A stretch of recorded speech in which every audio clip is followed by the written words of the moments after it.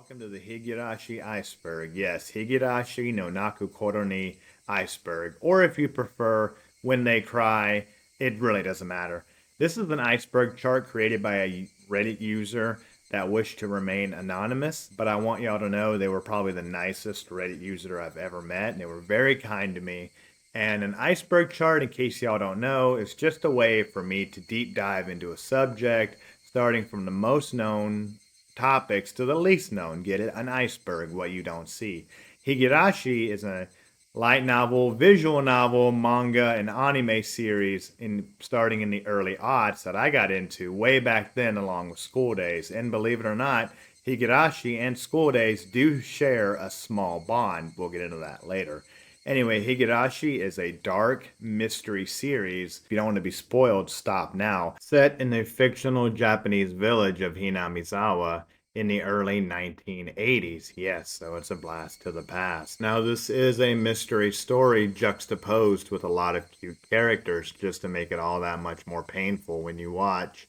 There's a lot of unpleasant things to be seen here, a lot of gore, a lot of bloodshed, so viewer discretion advised, obviously, but I certainly still recommend the anime. I always say give it the first 4 episodes, the first arc. If you don't like it at that point, hey, no problem, but I'm telling you, you'll be hooked. I was hooked. I enjoyed the series, and I hope you will as well. So I hope you enjoyed this iceberg, but some housekeeping to get out of the way. Don't forget to like and subscribe. Membership, of course, $1.99, just to help me, just to support me. That's all it really does. Thank y'all so much. I want y'all to know also that this is going to be an iceberg focused on Higurashi, so not so much the '07 expansion or Umineko or things such as. The author's views on things are not my own, so just so you know, I'm separating the art from the artist, so I don't need to hear it. And finally, guys, I'm just not a big creator and I'm not very smart. I'm not going to fight copyright for weeks again, okay? This is going to be a mostly audio experience, so I certainly hope you get used to my voice. It's going to be a slideshow in a way with some clips here and there, but I hope you're okay with that. Anyway, with all that out of the way, I want to thank y'all so much for being here. And yeah, without further ado, let's begin.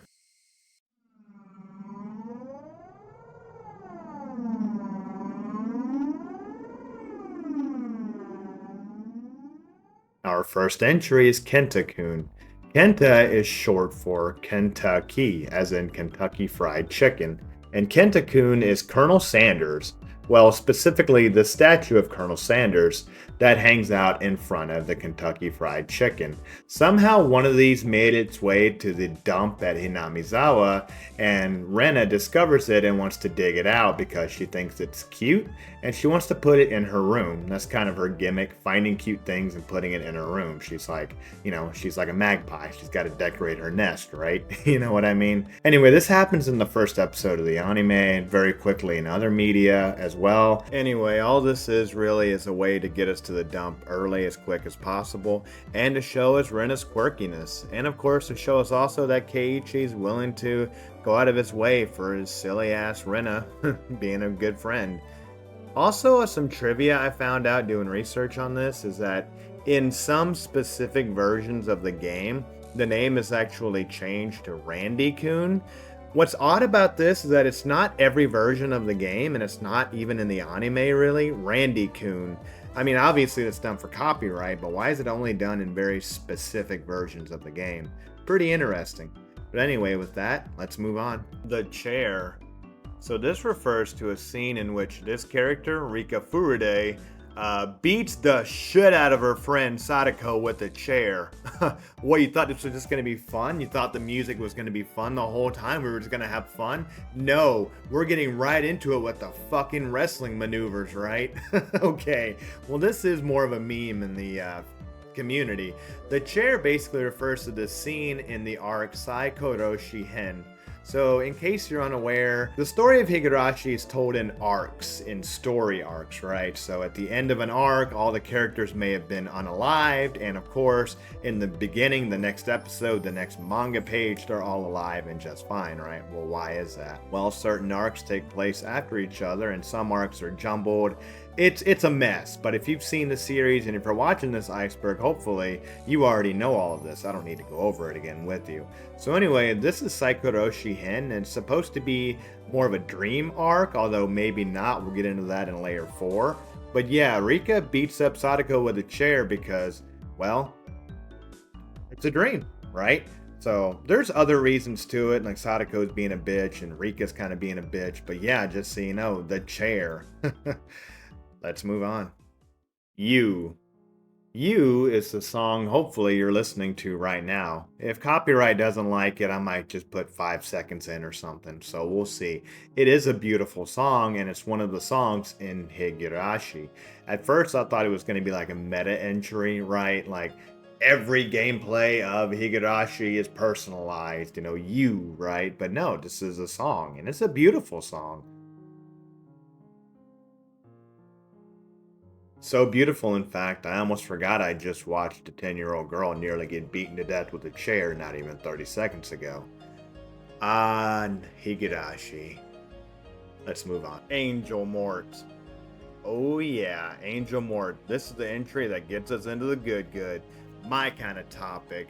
So Angel Mort refers to these attractive costumes at this fictional restaurant. Alright, have the normies left yet? Okay, good. There's actually a lot that I could say about this. It's very interesting. So this iceberg entry refers to Angel Mort's uniform, which we see Shion wearing at the start of the second arc, as well as some other characters wearing, including Rika, which is not good, very not good. But anyway, that what makes this entry interesting is that apparently this is based off a real life Japanese restaurant that Ryukishi, the creator, actually visited before he wrote the series, named Jonathan's, which is kind of an odd name for a Japanese restaurant, but it is what it is. No one knows what this restaurant actually looked like, but it must have looked something similar to this, right? And also, he designed these outfits before he even wrote Higurashi. Yeah, so he had the idea for the outfit before he even wrote the series, right? He's like, I don't know what I'm gonna put. I don't know where I'm gonna put these outfits in, but I'm gonna use them at some point, damn it. Let's move on. Saikoroshi. Alright, so I was in such a hurry and so excited to talk about the Angel Mort uniforms for some reason that I totally skipped this entry on the iceberg, which is exactly why it's on the iceberg. Now, I did talk about Saikoroshi briefly, but the reason it's on the iceberg is because many people that watch the anime will just for some reason miss it. It's only a 3 episode arc, but it's very important to the story and does have a tie later on down the road to future arcs, right? Saikoroshi, the dream sequence. Now, you're probably wondering, did he do that on purpose or did he actually miss it? Well, yeah, I actually missed it. I'm kind of boomer Sam, but seriously though, yeah, check it out. Let's move on. Frederica Berncastel. All right, so we're at the point of no return when it comes to spoilers. If you're still here and you want to watch the series, last chance. And yeah, so anyway, I've already mentioned that in these arcs, these characters can become Minecrafted, and then a loop happens and we start over from the beginning or somewhere close to the beginning, right? Well, what's going on here is actually that not everybody's looping. You see, Rika herself has powers given to her by Hanyu, which is actually Oyashiro-sama, and she's able to loop, right? So she's witnessing everything going on. And when she passes away is when the loop starts, not necessarily when anybody else does. So some of these worlds continue to live on, such as the world we see at the beginning of the second season, where we see an adult Rena, but we're not going to get into that just yet. Anyway, Rika's the one that's actually looping, okay? You with me so far? Okay, good. She's trying to escape this. She's trying to escape her fate, not only for her to survive, but for everyone she loves to survive. However, Frederica Berncastel is a dark version of Rika that gave up on escaping, but was somehow able to escape the story itself and now exists outside of these time loops watching everything happen. Now, if you recall in the show or in the manga or in the visual novel, you'll get some poems randomly that seem like they don't fit in. These are all being written by Frederica, and it's Frederica basically watching what's going on in these loops and commenting in these poems in some such way. If they seem like they don't, make sense or fit into what's going on, well, she's watching 1,000 different outcomes, right? So even she might be confused, but that's another topic later on down the iceberg. And this is so cool, by the way, guys. Anyway, Frederica is a dark version of Rika who's watching all of this happen. She's cynical. She's a lot more mean about it. She sees herself as a witch. And yeah, she's just bitter and angry, right? Now, it's also would be remiss of me not to mention there's a character named Burn Castell in Umineko, who is also a witch and looks like Rika. So, I mean, come on, they're obviously connected, although it's not confirmed as far as I know. But that's not for this iceberg, right? Finally, supposedly Burn Castell is the name of one of the wines that Rika drinks. Yeah, Rika drinks wine because she's dealing with, like, having to see her friends being unalived over and over and over again, right? But yeah, so Frederica Berncastel exists outside of time. She writes poems and she just observes as Rika is suffering. And of course, we do see her enter into the story herself, only to kind of be cryptic and, well, spoilers. But anyway, let's move on. Twin Switch.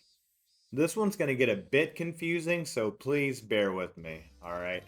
Twin Switch refers to that wacky slice of life hijinks that you see in media involving twins where they might switch places for a day and see if anybody notices, right? You might have one that's more quiet and one that's more rowdy. They might switch places for a day and see if anybody will tell the difference in their personalities. Makes sense, right? Now, in the show Higurashi, we have a pair of twins, Mion and Shion Sonozaki. This gets even more confusing when you realize that each of them has a pair of twins themselves. Yes, the dislike button is right there. There you go. But anyway, they're a pair of twins, and the Sonozaki family is actually a very powerful family in the region. On top of this, they're a matriarchy, meaning that the head of the family is always a female, and the Sonozaki twins are up for power. But wait a minute, only one person can be in power, and this would normally be the older twin, Mion Sonozaki.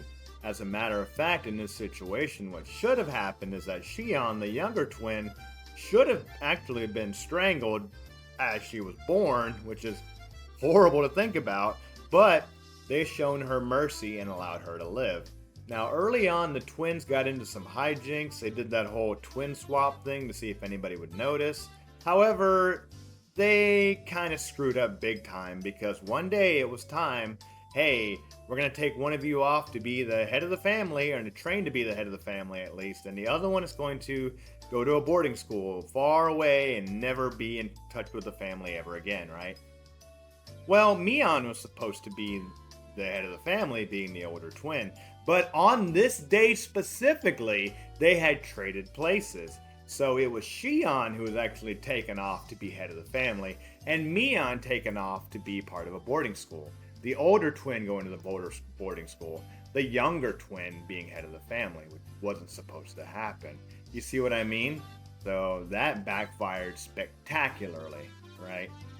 So yeah, when you see Mion for the first time in the first episode, in the first arc, in the first manga chapter, yeah, that's actually Shion. And when we see Shion, that's actually Mion. So, just in case you didn't know that, yeah, that's how it was supposed to play out. When one of those childhood pranks goes wrong, am I right? But anyway, let's move on. The Great Hinamizawa Disaster. Alright, so bear with me, there's a lot to go over here as well. The Great Hinamizawa Disaster refers to what happens after Rika is unalived, either by the main villain, spoilers, Mio Takano, or another character such as Shion, or she unalives herself. What happens is the virus, yeah, there's a virus, inside of everybody inside of Hinamizawa goes crazy, and well, it kills everybody off, and those who aren't unalived by this are unalived by the Japanese government by way of Rule 34 or Manual 34. Kind of like Execute Order 66, if you know what I mean. Anyway, here's how it goes down, right? I've already said that Rika is looping, right? So after she passes away, she loops and we see what happens next. However, sometimes these worlds do live on, such as I mentioned earlier, we saw an adult Rena that lived on after the disaster that happened in the last arc of the first season, right?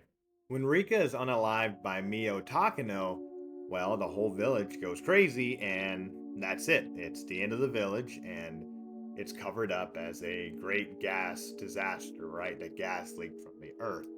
However, this doesn't always happen. Sometimes Rika dies other ways, and if that happens, then the virus goes out of control, and the prime minister himself, yes, the Japanese government, executes Order 34 and unalives the entire village.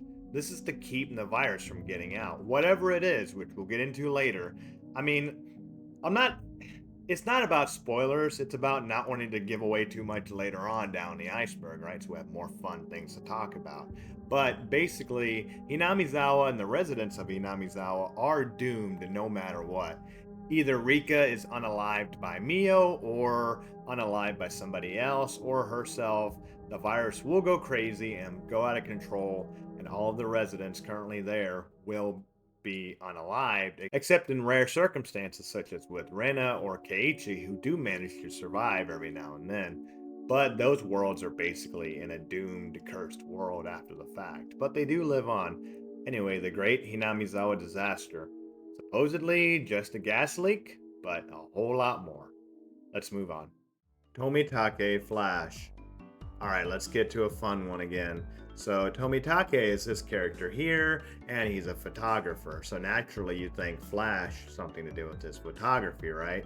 Well, yes, but what if I told you it also refers to his secret fighting move in the spin-off Higurashi fighting game, Higurashi Daybreak?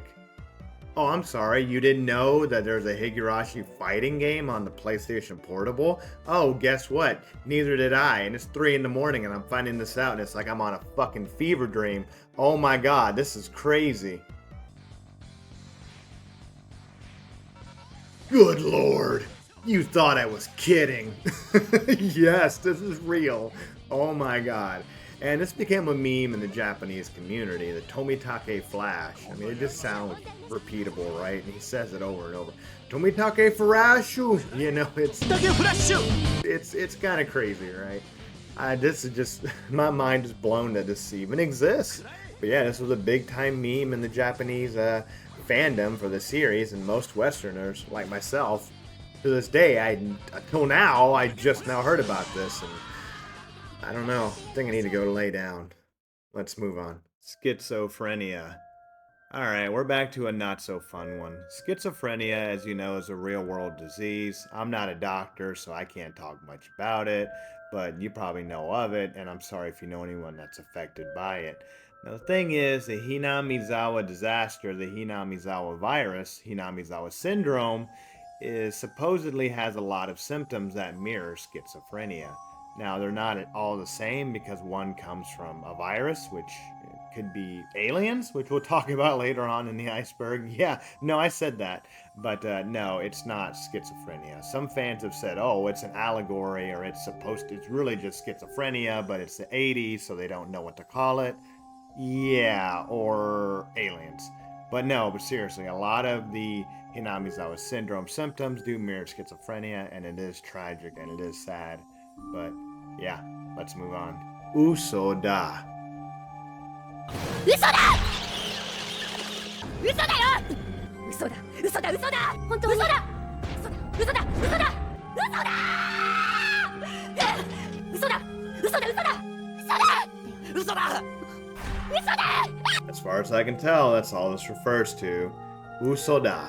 Let's move on. Cat eyes.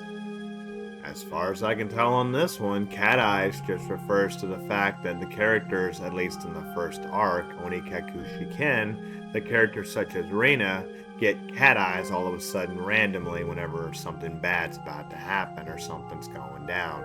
So if you don't know, cat eyes, obviously they're normally cute and cuddly and friendly, but when they're in a more predatory mode, they kind of focus in, they look more, they have predator eyes, you know what I mean? That's basically what happens to characters like Rena and Mion in the first arc whenever they're doing something, predatory, right? They go from being cute and cuddly to being dangerous. Still would, though. But anyway, that's basically, as far as I can tell, what they're getting at. Let's move on. Mahjong. Mahjong is a popular Japanese board game. You probably know that. What you might not know is that Higurashi has a Mahjong spin-off game on the PlayStation known as Higurashi no Naku Koro ni Jan, which is a game featuring all the Higurashi characters playing Mahjong. Now, I don't know much about Mahjong, but I know it's played with 4 players, and this is a special type of Mahjong with the one-on-one kind of duel style battling, right? Now, nothing too complex here, nothing too weird, except for the art style. Now, I know in Higurashi, the art style is all over the place because of different animators, but goddamn, is this weird. I mean, like, there's 3 different animators in the same frame here. What is going on? There's so many different art styles, and the realistic eyes just bug me the fuck out, right? I don't know what's going on here. And look at this special edition cover that I found, right? Look at Rika's face. What the hell is going on with Rika's? What is this? What is this? I mean, if you can even focus on Rika's face from what's going on in the corner here. I mean, okay. Guys, it's 4 in the morning. I told myself I'd record for 2 hours a day, every day at least. And now it's back at 8 p.m. when I started recording. So I'm just in it for the love of the game at this point. I'm having a blast, so I hope y'all are too. Hit the like, subscribe, blah, blah, blah. But yeah, Mahjong, I'm pretty sure it refers to this game, Higurashi no Naku Koro ni Jan. If not, it might as well. But anyway, with that, we'll move on. Nipa. So at first I thought this just referred to Nipa, which is Rika's catchphrase. You know, the one that she always says, which basically just means smile. みんなおはようなのです。ニパーニパーニパー So I was ready to write this off as just a meme entry, Nipa being cute and all. But then I found out in doing research that there's something called the Nipah virus, which is a real thing. It's been around since the late 1990s, and it's deadly. And it's spread by what else?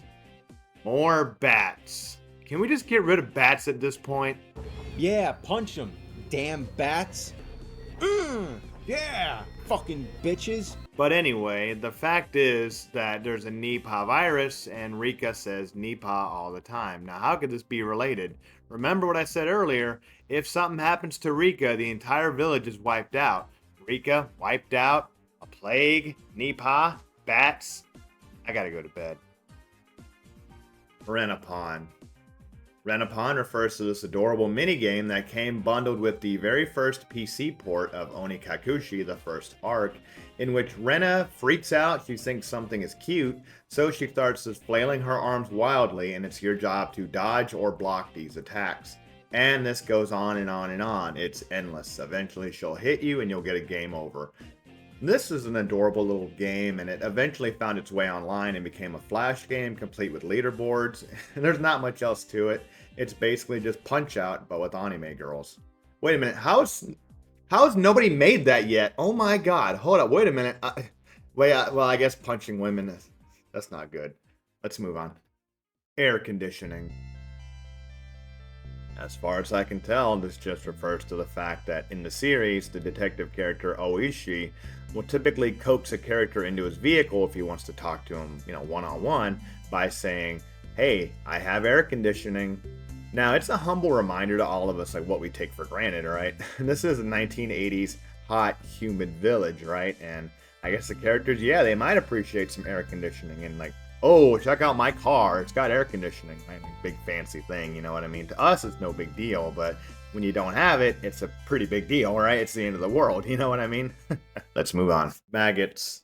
Maggots refers to the fact that in the series, the show, manga, you name it, several characters that are suffering Hinamizawa disease claim to have maggots crawling under their skin. This is similar like cocaine bugs, if you ever heard of that. But anyway, what happens is they think there's maggots growing in their skin, they dig their skin out to get them out, and then they eventually claw their throat out, which causes them to expire. So basically it's a death by the symptom, not by the disease, right? Anyway, we see this happening very often in the show and in the manga, but we're just seeing it through the crazy person's perspective. In reality, there is no maggots under the skin. Or is there? Let's move on. Umineko. Alright, I already said I wouldn't talk much about Umineko, but it's on the iceberg. Umineko is another series written by the author Ryukishi07, the author of Higurashi. Now, as far as I can tell, there's no major connections to the series except for one character in Bernkastel. And that's not even confirmed to be connected, it's just, the similar name. I already went over that, but Bernkastel in the canon of Higurashi exists outside of reality, so it only makes sense that she would be in another series as well, right? Kind of like they have some shared universe going on, which could be pretty cool. Other than that, I don't see any other reason it's on the iceberg, so with that, we'll move on to the next layer.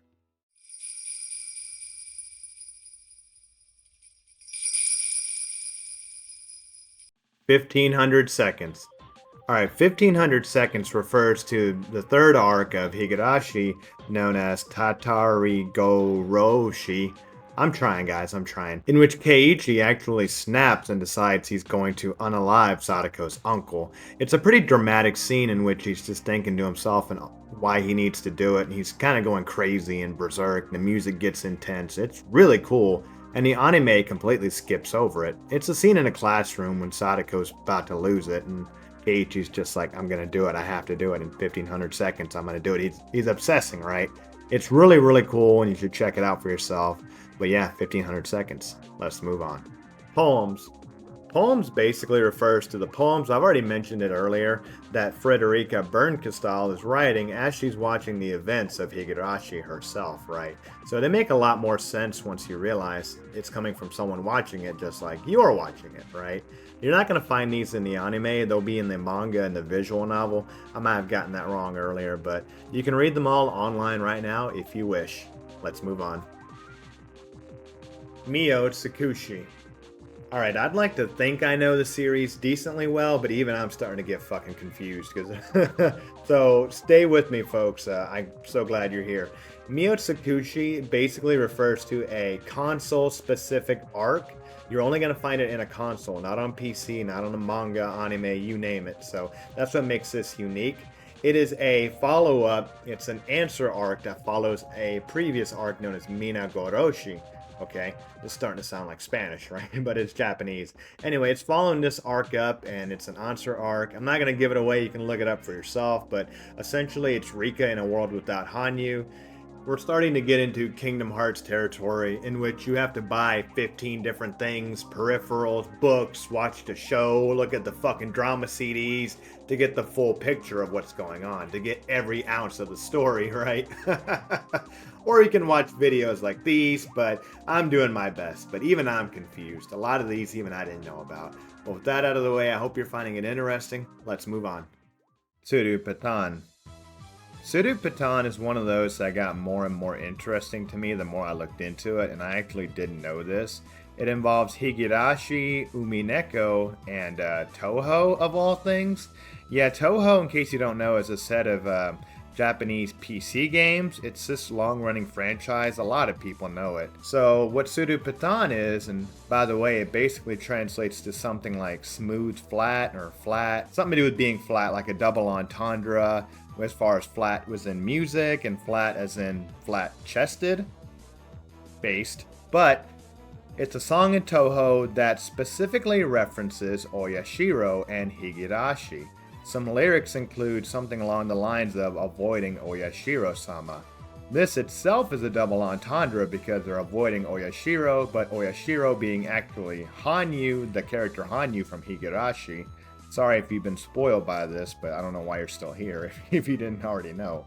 But Hanyu herself being flat-chested, right? So it's a double entendre all the way around, and it's pretty interesting. But this song, Tsuru Patan, is also referenced in Umineko, right? So you have Umineko referencing this song that references Oyashiro from Higurashi. So in that way, they are connected, although indirectly, which is pretty interesting, and really they're just memeing. And this is all just about being a flat-chested girl. Based. But anyway, this was just very interesting. Let's move on. Ham hands. Ham hands? Yeah, as far as I know, this just refers to the fact that the art style looks kind of wonky in the early visual novel. Not wonky necessarily, is that it was done on purpose. A lot of the art style in the Higurashi series has been all over the place. That's why it looks different from manga to video game to anime to visual novel to all these things, right? That's kind of why. It's supposed to be that way, but the hands on these characters look particularly, I guess, hammy. Nice. Are you surprised by anything at this point? Because it's about to get a lot more, well, you'll find out. Let's move on. Rumiko Chie. Rumiko Chie is the name of the teacher in the Higurashi series. Yeah, in the village, the school is so small, they only need a couple of teachers, and they teach all the kids of all ages in the same classroom, right? Rumiko Chie is the name of the teacher. We actually don't see her until the third visual novel, which is kind of interesting, but I'm betting she's really on this list because Rumiko Chie is a reference to another character named Ciel. Ciel is from the visual novel Tsukihime from none other than Kinoko Nasu, aka Type Moon. Nice.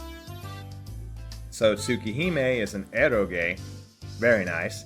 Now, no word if Chie ever gets down like that, like in an eroge. Maybe I'll do some research on that Order 34 we talked about earlier.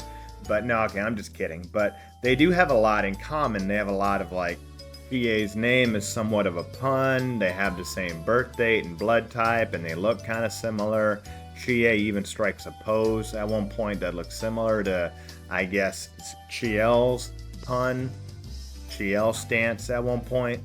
It's just very interesting. So yeah, I just don't know why specifically Chie the teacher, but who knows? Who knows? Are you surprised by anything once again? Let's move on.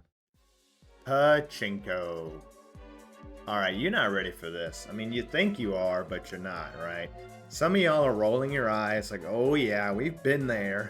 Pachinko. Some of y'all are confused and others are just like, get on with it. Pachinko is, well, gambling in Japan, right? It's a mixture of slots and pinball. Yeah, it's a little unusual, but there are a lot of properties that have pachinko machines. Everybody knows this, right? We've been through it with Evangelion, with even things such as Silent Hill, of all things, you know? There's a lot of pachinko machines out there.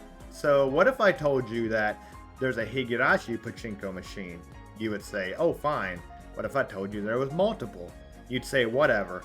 Now, what if I told you that there's exclusive no, I'm not kidding, by the way. There's exclusive, yeah, I'm being serious, exclusive characters and arcs to the story that are I'm not kidding, exclusive to pachinko machines. Yes, I'm not kidding. Okay, fine, I am kidding. Yes, okay, it's not exclusive, but it did premiere scenes from an arc known as Yoegoshi Hen, which is an arc that's set 20 years after the Great Hinamizawa disaster. I'm not going to spoil it if you want to look into it, but it premiered on these machines. So for a while, yes, you had exclusive content only on these machines, which are about 10 to 12 of them now. It's a mix of pachinko and slots, to be fair, too. I was embellishing a bit, you know, looking at it again. Yes, this is editing. I was embellishing a bit, but it's still pretty wild to think about, right? The canonicity. I'm sure Higurashi is not the only series to do this either, but I mentioned I used to be a gambling addict too, along with alcoholic and all that stuff, right? Blah, blah, blah. But yeah, there was times I'd go to the casino and like I would see slot machines with like attractive women on there, and I'm like, oh, I gotta play that one first, obviously. You know, Gooner's got a goon, you know what I'm saying? Yeah, I'm poor. Anyway, let's move on. Kimchi. So kimchi, if you don't know, is a Korean snack actually. It's pickled cabbage and it's supposed to be pretty spicy.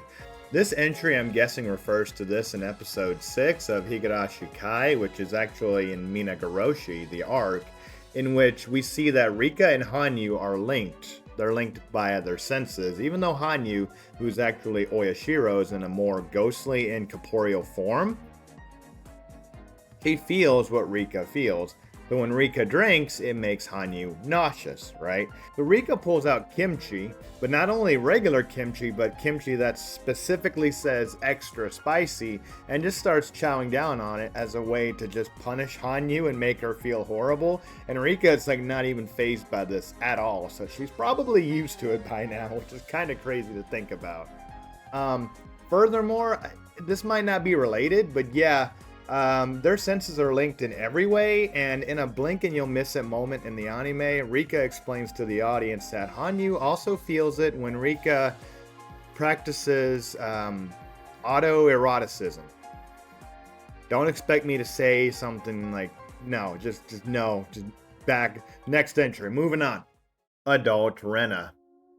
As far as I know, Adult Rena refers to the fact that in the first episode of the second season, Higurashi no Nakukoro ni Kai, we actually see an adult Rena years after the great Hinamizawa disaster. She's the only survivor. Now, this is anime exclusive. We're not going to find this in any other piece of Higurashi media so far, but this takes place in a doomed world after Rika was unsuccessful in changing fate. We see that Rena is all alone. All of her friends have expired. She's talking to an older detective, Oishi, and Oishi's trying to get information out of her. You see, if you recall the events prior to this episode, Rena was actually going crazy in that she thought there was a conspiracy going on. She was suffering from Hinamizawa syndrome, but it turns out she was actually correct, right? She may not have been exactly correct on how it was going to happen, but she was correct on it happening in general. So you got to imagine, how is she the only survivor after being right, but then being talked down, and then I presume being carted off to the mental hospital or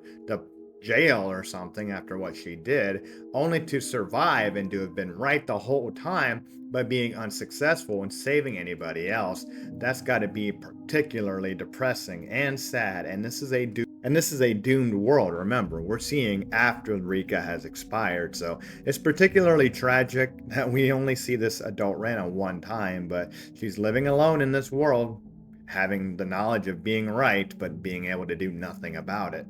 Sad, tragic. Let's move on. Shirakawa. Shirakawa, or Shirakawa Go, is the actual, real-life Japanese inspiration for the village of Hinamizawa. Yes, so located in the Gifu Prefecture in the Ono district in Japan, you can actually go and visit this village. It's the actual inspiration that Ryukishi 07 used to design Hinamizawa. Everything's there, from the Furude Shrine, name something else, obviously. The school, the clinic, it's all there. He really wanted to make it authentic. He visited it himself, and of course, there's plenty of reference photos floating around that he used for the actual places in the show. Obviously, you can visit this place. I want to say outright, if you're touristing in Japan, please don't raise hell. Come on, guys. Please stop. Just stop it. Get some help. But from what I understand, the villagers there do like tourists coming. I mean, obviously money, but they are welcome to tourists coming because of the show, and they did receive a tourist boon. But of course, behave yourself. Anyway, this is a really neat detail on this iceberg I think more people should know about, that Hinamizawa wasn't just made up. It's based off an actual village, so kind of creepy, right? If you go touristing, maybe be careful of young girls with cat eyes. Yeah. Let's move on. Gundam references. So Ryukishi 07, the creator of Higurashi, is a huge Gundam fan, and he left a few Gundam references throughout the series. You can check this one out for yourself, and there's others. Have you seen them? Let me know. Let's move on. Watanagashi Eyes. So this refers to an infamous jump scare in the visual novel in the second arc, Watanagashi.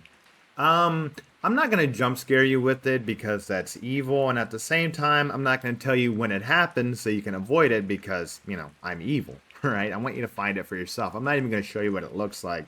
It's a pair of eyes, and it'll surprise you. What I found really interesting, too, rewatching it, was that even the UI from the game disappears, just to give you that maximum effect. This is just a pair of eyes that appear, and, yeah, it'll surprise you. One thing I will say, some fun fact, apparently this is just one of Ryukishi's co-workers. He just took a picture of their eyes and he made it look creepy. And there you go. I'm not going to show you what it looks like again. I'm not going to tell you when. You have to play it for yourself. But yeah, just it's in Wada Nagashi. I really want to jump scare you right now. Just be like, ha, psych. But I'm not going to do that. That's it. What's up, Iggy? I've come up with a new recipe. Can't wait to try it. Let's move on. Kana? Question mark. So this is why I love doing icebergs, because I get to deep dive on subjects that I thought I knew a lot about, and then I find out these crazy things. I'm like, wow, that's so cool. To this day, people are still commenting on my Pokemon XD, School Days, and even my Overlord iceberg, things that I didn't even know about to this day. For example, did you know that the School Days voice actresses for Sekai and Kotonoha both had VTuber models made of them and were VTubing not even that long ago? That's insane, and I'd like to think I know everything about School Days. I am the School Days YouTuber now. well, second. So, I mean, come on. To be fair, Lexa's way better than me, but you know, some people say that I'm pretty good too. You know what I mean? Anyway, Kana, you may know this when you watch Higurashi, but Kana is Rena's verbal tick. At the end of a sentence, she'll say something like kana kana kana kana kana kana, which ケイチくん、暇じゃないのかな今日は何かなちょっとだけ寄り道してもいいかな待ったかなis, you know, supposed to just be adorable. But the thing is, this is actually a lot deeper than you think, because this is a pun. Kana kana, guess what? In Japanese, higurashi or cicadas can be called, you guessed it, kana kana. So when Reina's saying kana kana, she's mimicking the sound of a cicada, or what cicadas called, kana kana. Get it? Isn't that just incredible? I mean, wow. So that's why I encourage you all, comment all you can on these videos, not just because it helps me. I mean, that's the main reason, obviously. I mean, come on, I'm selfish. But at the same time, things that I don't know about or weren't on the iceberg, a lot of people really want to know. So leave your comments on things I may miss. But save it till the end of the iceberg, though. I mean, you know, don't just say, you forgot this, and then the very next entry, I talk about it, and it just makes you look silly. But anyway, with that, let's move on. Ni, ge, ra, re, na, i. I'm saying it like that because I don't want to trip any algorithms. I mean, you understand. Anyway, this can loosely mean something like I run away, or you can't run away, or I need to run away, something like that. I mean, you've probably heard that word before, right? The thing is, apparently this word is hidden in the second OP, that's of Higurashi no Nakukoro ni Kai, the second season of the anime. You can hear this word hidden in the OP itself. It's not a lyric, it's just there somewhere.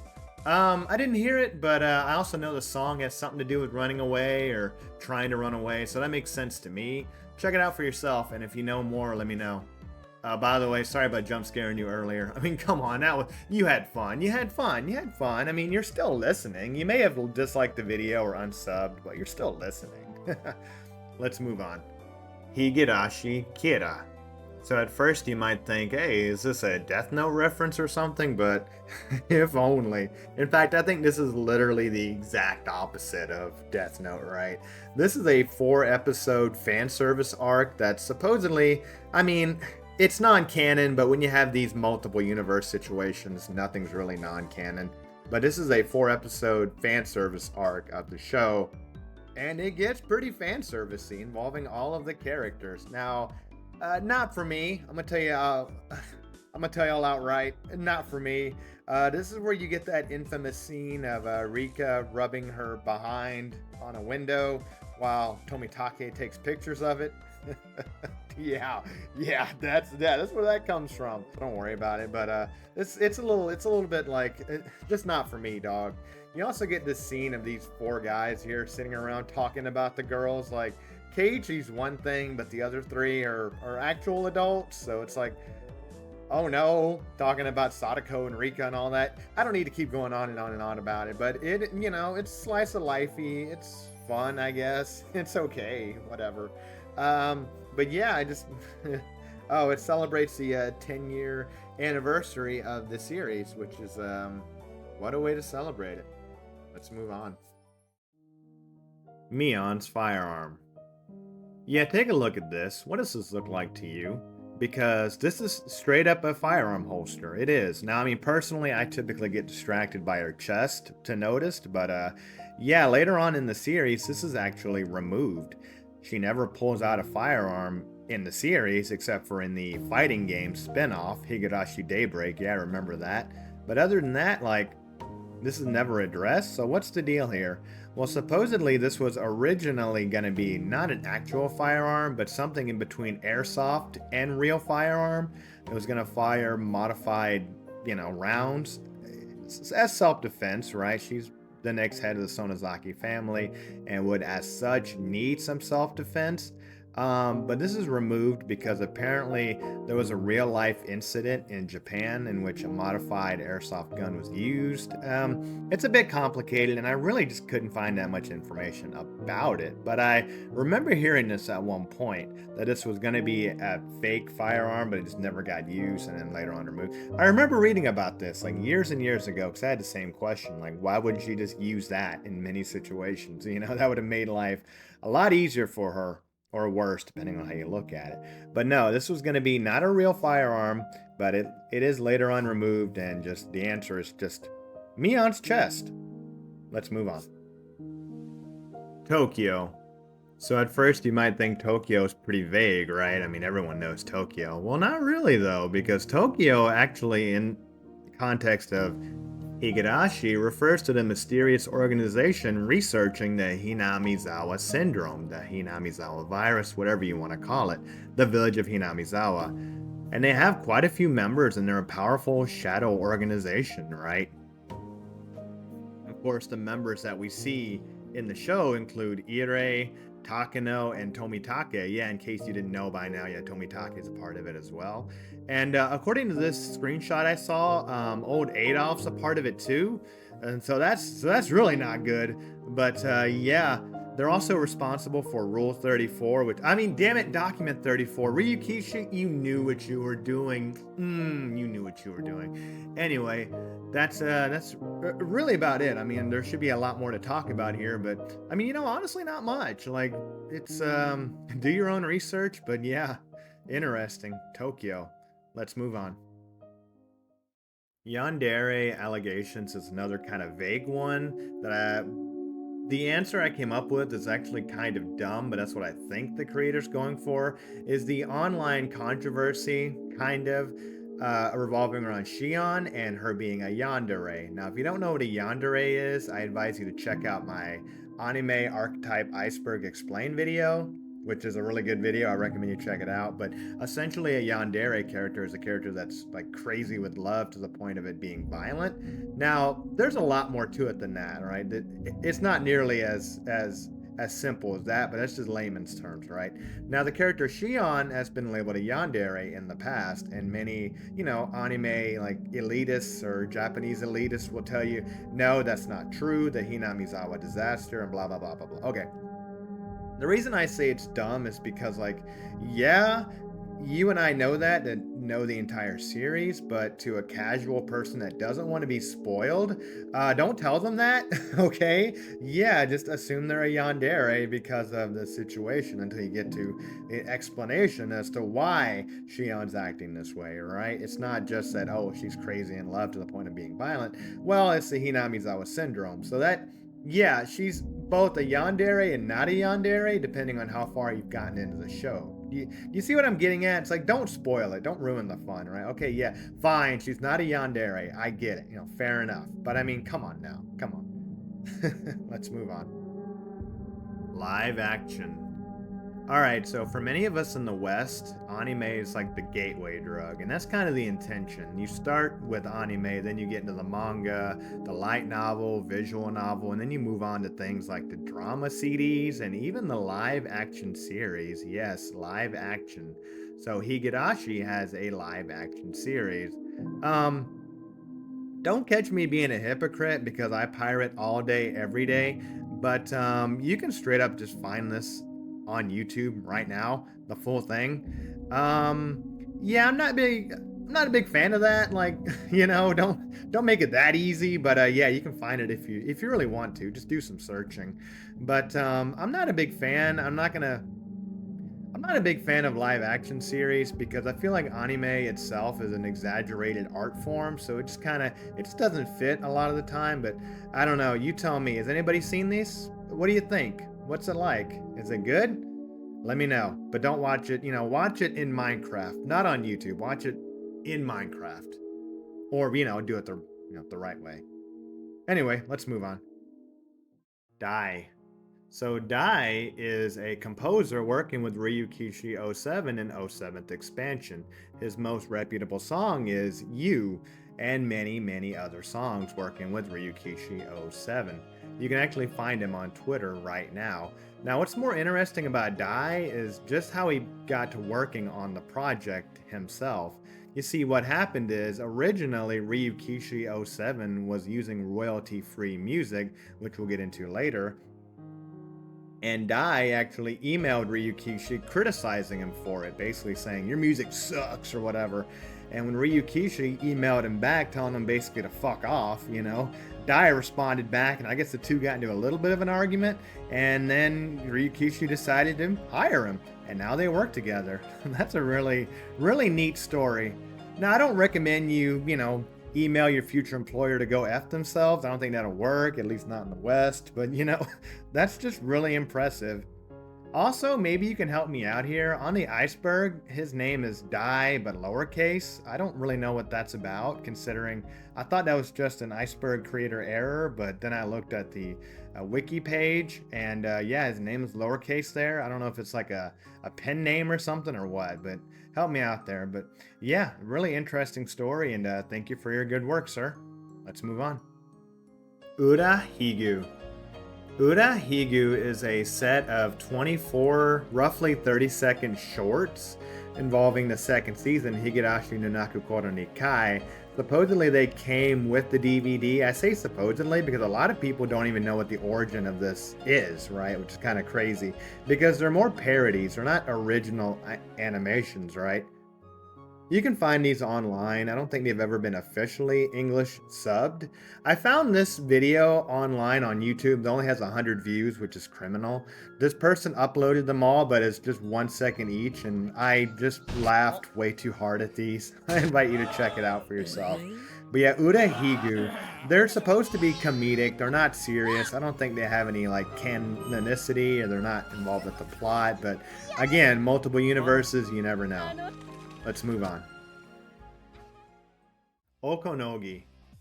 Okonogi, you'd be surprised to find out, has a lot of trivia behind them for a character you may not even remember that well. But Okonogi was a character in the Higurashi series that was working with Mio Takano in her scheme. Now, he's a villain. He's one of the antagonists, yes. But there's a lot of trivia behind this one character. For one, he's supposedly named after a real-life person, an editor working with Ryukishi 07. For two, Ryukishi 07 modeled him based on what he thinks an American action movie villain would look like. Also, he supposedly uses odorless shampoo. I mean, why do I need to know that? Like, why? What? What? That's according to the wiki. You can look it up for yourself. But most importantly, Okonogi shares a name and likeness to characters in other series. Umineko, which we've talked about before already, and Sukona When They Cry, which is something I haven't even talked about yet.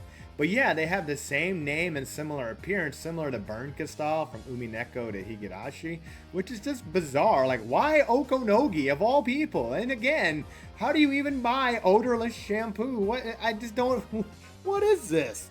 I don't know. Just a random character to have so much trivia. I would think. I didn't even remember him until I did the research.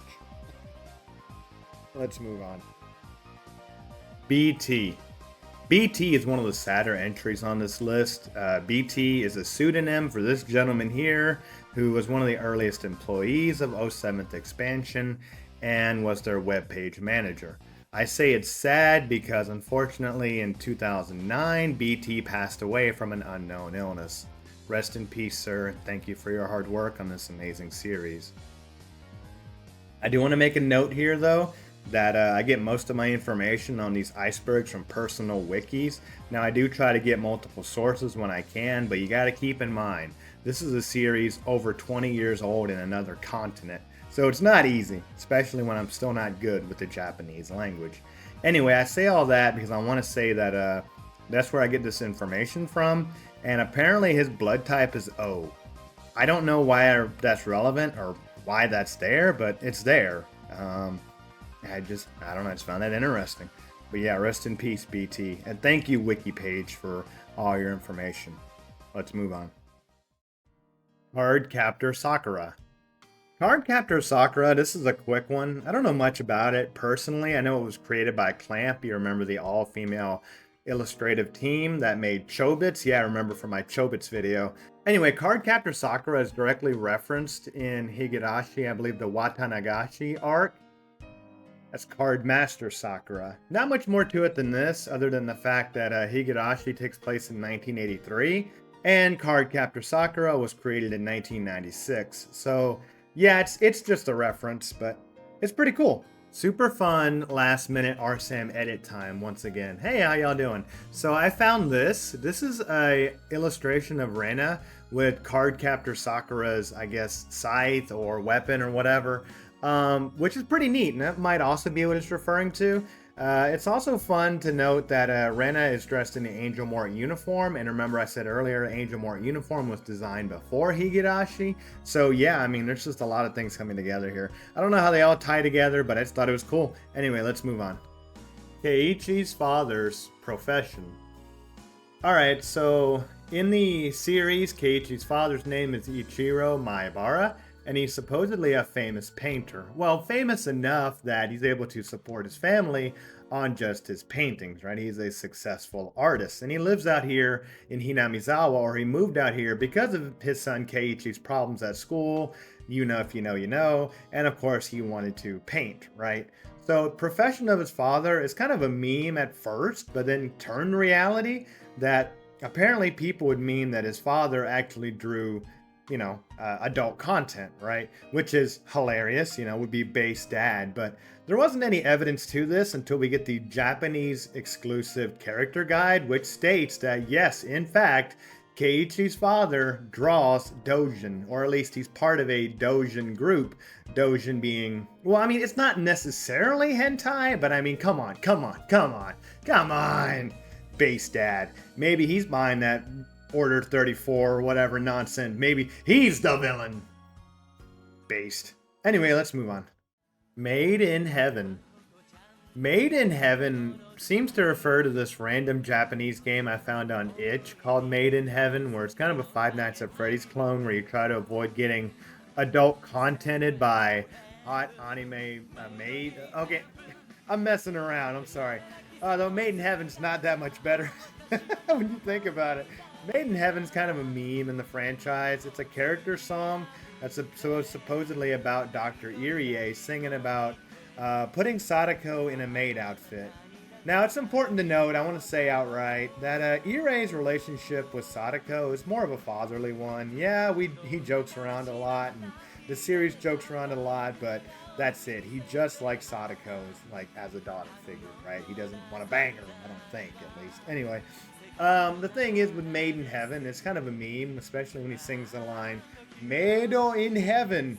And obviously double entendre, Made in Heaven, putting her in a maid outfit. You get it, right? Hilarious.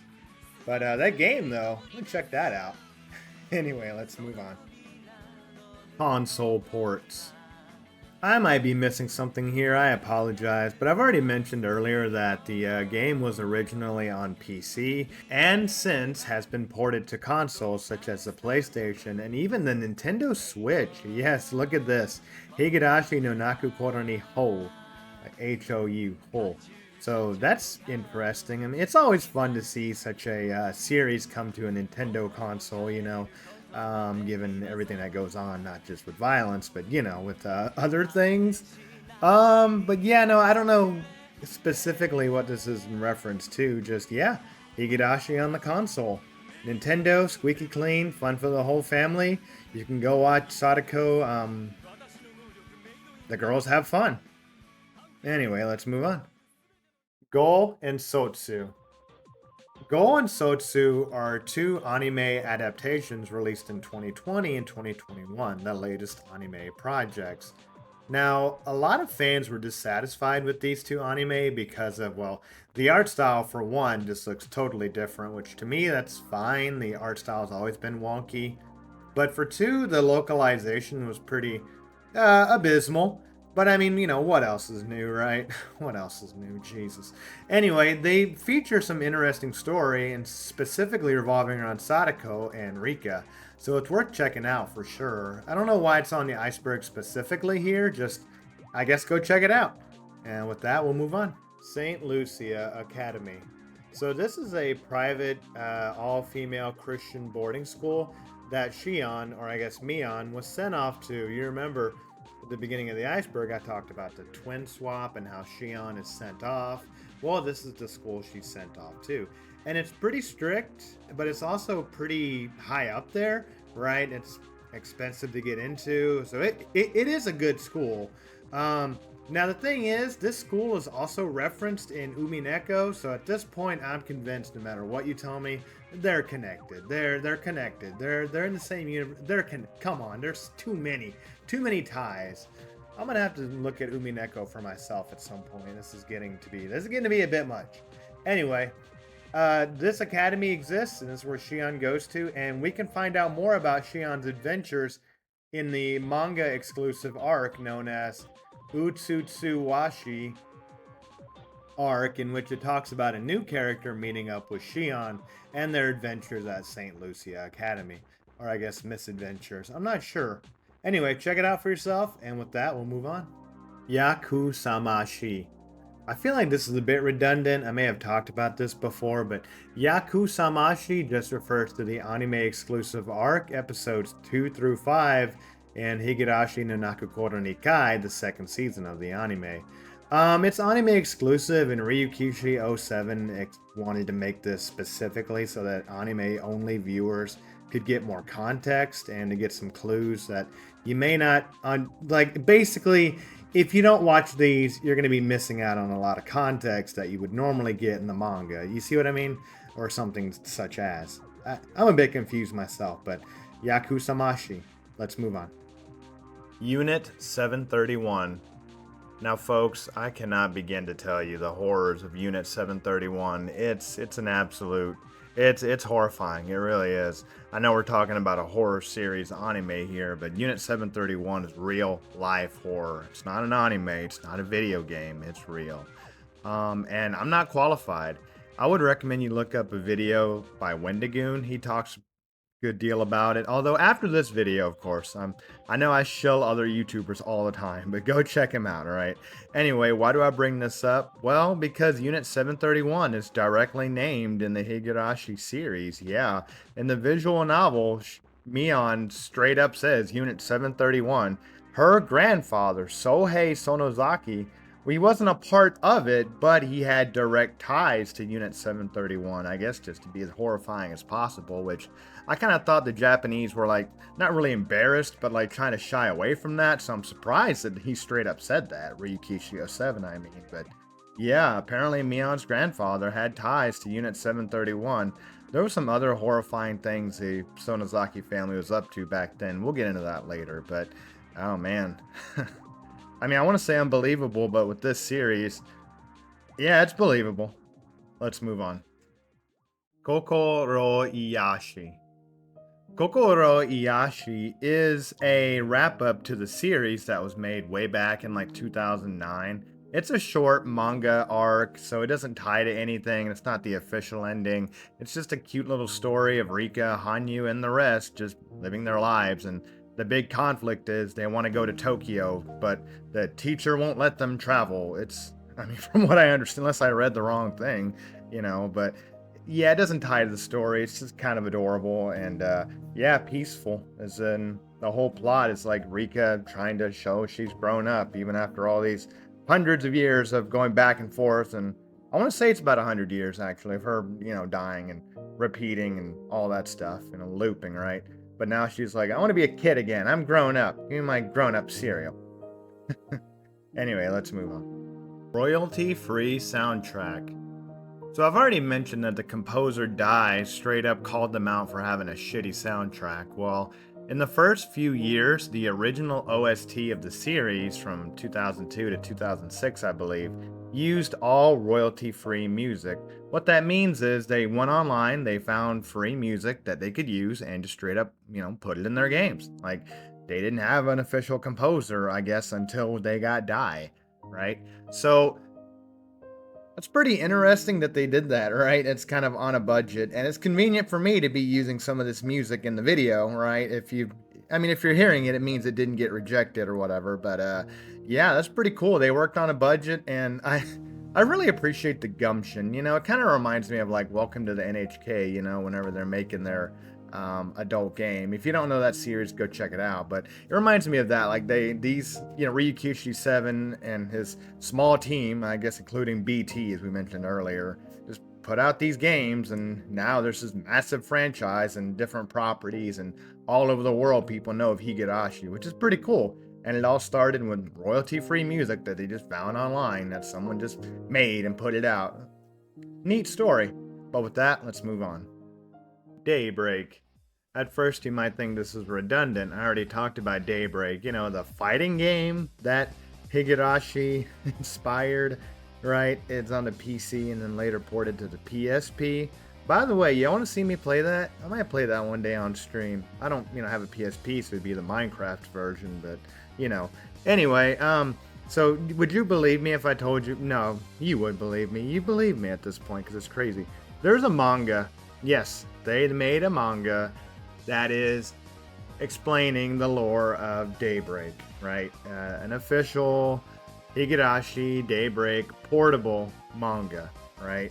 I just it exists, what can I say? Why not? And I wouldn't be surprised if there was exclusive chapters and lore you only get from this manga as well, because why not? I'm pretty sure Renapon probably has some exclusive lore too. Let's move on. May. Higurashi May is a mobile game, and if you're surprised, you really shouldn't be. Although this one looks the craziest in my opinion, because it looks like it's got nothing to do with the series. Although it wouldn't surprise me if there's hidden lore, and there's an exclusive character here in Kimiyoshi, a granddaughter of the old man Kimiyoshi in the anime. Yeah, remember him? You probably don't actually, but yeah, it's a mobile game, and you know me, I gots to roll for some waifus, homie, so sounds good. Came out in 2019, and I guess it's in that same art style of Sotsu and Go, so it probably was supposed to advertise for that, but yeah, I'm just not surprised. We already had a fighting game spin-off, and we have pachinko machines. I mean, what's to be surprising at this point? It is interesting to point out that this game takes place 10 years after the Great Hinamizawa disaster, meaning that it takes place in its own timeline, in a Doom timeline, similar to one that we see Adult Rena in. But anyway, with that, we're done with this layer, so let's move on to the next one.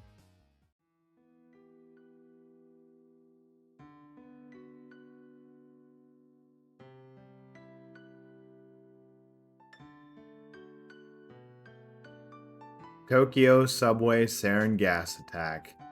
So once again, this is a bit outside of the scope of the video, but this refers to a real life event that actually happened, and it's the biggest domestic terror attack that's ever happened in Japan. In 1995, there was a Tokyo subway sarin gas attack. Several trains were gassed by a cult, and this was despicable, and there was over a dozen casualties and hundreds or thousands injured. I mean, it's insane. It's crazy. And once again, I'm not qualified to talk about it. You can find a video talking about it all over the internet. Now, this is on the iceberg, and how does it relate to Hinamizawa and Higurashi? I actually don't know. I did reach out, but I haven't heard anything back yet. If I had to guess, it's because of its relation, although it's not directly named, but it is in that same ballpark of what happened during the Great Hinamizawa disaster, aka Rule 34, Remember, it's not like the government's going into Hinamizawa and just unaliving people, like, with a firearm. They're using gas to, gas it to neutralize the infection, you want to say, right? So they're using gas, and it's pretty ghastly to think about. But now, how exactly does this relate? I actually don't know. Just it's similar, I guess, but look it up for yourself. Let's move on.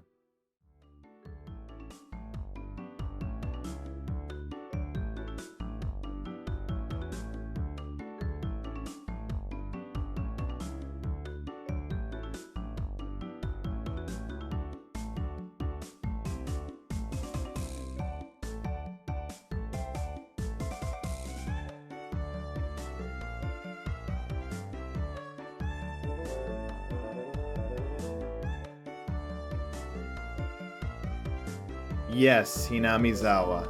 This is amazing. This is possibly one of the best videos I've ever seen in my entire life. So shout out to this YouTuber that uploaded it. This is Yes Hinamizawa. It is a character song similar to Made in Heaven, with Ire singing from the last layer. This is the actors for Oishi and Keiichi rapping, and it's just incredible. It's just incredible. Listen to it for yourself. I can't do it justice. I love this so much. I sat here and listened to it and like, oh, I got work to do. Oh well, let's play it again. Let's move on. Canned human meat. Yeah, sorry to sandwich in that amazing song with domestic terrorism and cannibalism. And sorry about that sandwich pun. I don't do this on purpose. But yeah, so I kind of gave it away a bit earlier. But in Watanagashi Hen, Shion gives it away that apparently her grandfather, once again Sohei Sonozaki, not only may have had ties to Unit 731, but he also may have helped revitalize Hinamizawa selling canned meat. Not only canned meat, though, canned human meat. Yeah, getting rid of some of the bodies that were piling up from the curse of Hinamizawa was being canned up. So the thing about this one is it's not confirmed to be true. I don't see it anywhere. Just it was a story that Shion told. But it's not that far-fetched at all. And yeah, that's horrifying. That is absolutely horrifying. And not only would it imply that, yeah, many people are unknowingly cannibals, but on top of that, Hinamizawa tainted meat is now all over the country. Let's move on. Last Period Cameo. Last Period is a mobile game in Japan. Looks like another gacha game, and they had a collaboration with, you guessed it, Higurashi. You could roll for Higurashi characters in this event. Now, I've never heard of this mobile game, but this art looks good, and I mean really good. I mean, oh wow, this is the kind of game that, rev up those VPNs, boys, because, oh, that's good. I don't know anything about this, so, it might be a shitty game, but, Anyway, not only is this a mobile game, but this mobile game had an anime adaptation, and guess what? The Higurashi characters made cameos in the anime. It's adorable. Rika walks in and she's wielding her chair as a weapon. It's just so adorable.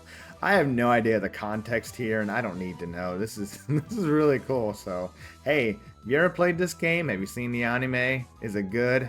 Let me know. Oh, and just so we're clear, yes, Ren Ness Shi Hen is yet another exclusive arc you're only getting in this mobile game. I don't think it's related at all. I don't think it's connected, but yes, it is a exclusive arc to this mobile game, but let's move on. Shit. Character ages. Okay, so the thing is, the characters' ages are up in the air according to the fandom, right? It had never been officially stated, at least the members of the club, what their ages are. If you look at the wiki page for Shion, it says that she's 14. If you look at the page for her twin sister Mion, it's 14 to 17. What's going on? Is her twin sister 3 years older than her? How does that work? Go figure. Well, the thing is, like, depending on the story that you're reading, the age can vary. And, like, well, what sense does that make? I mean, not really a lot. It's really a lot of people have detected their ages out. I remember at one point, correct me if I'm wrong, I couldn't find it now, but I remember at one point Mion and Shion being clearly stated to be at least somewhat close to being an adult. Maybe it's just because of the line that Mion drinks with her family at one point. I don't know. Maybe that's unrelated. But and then Rena and Keiichi are a year younger than her. And of course, Sadako and Rika are like 10 or 11 or something like that, right? I don't know, and it doesn't really matter. It's all fictional characters at the end of the day. But yeah, the character ages have never been said, and it's a topic of debate online for the wiki and for the fandom. Of course, this is a story that takes place throughout several different time periods, right? So you might have one that takes place in the 1990s, like 20 years after the Great Hinamizawa disaster in Rule 34, which itself would be a disaster based on the things that I'm saying. But so depending on when the story takes place, the characters can be all kinds of ages, right? So I guess at the end, it just kind of doesn't matter, right? But this is a bit of a debate online, and yeah, the ages are never said. Let's move on. Orio Sonozaki's fingernails. Orio Sonozaki is this character right here, and it's someone that I've always been oddly sympathetic for.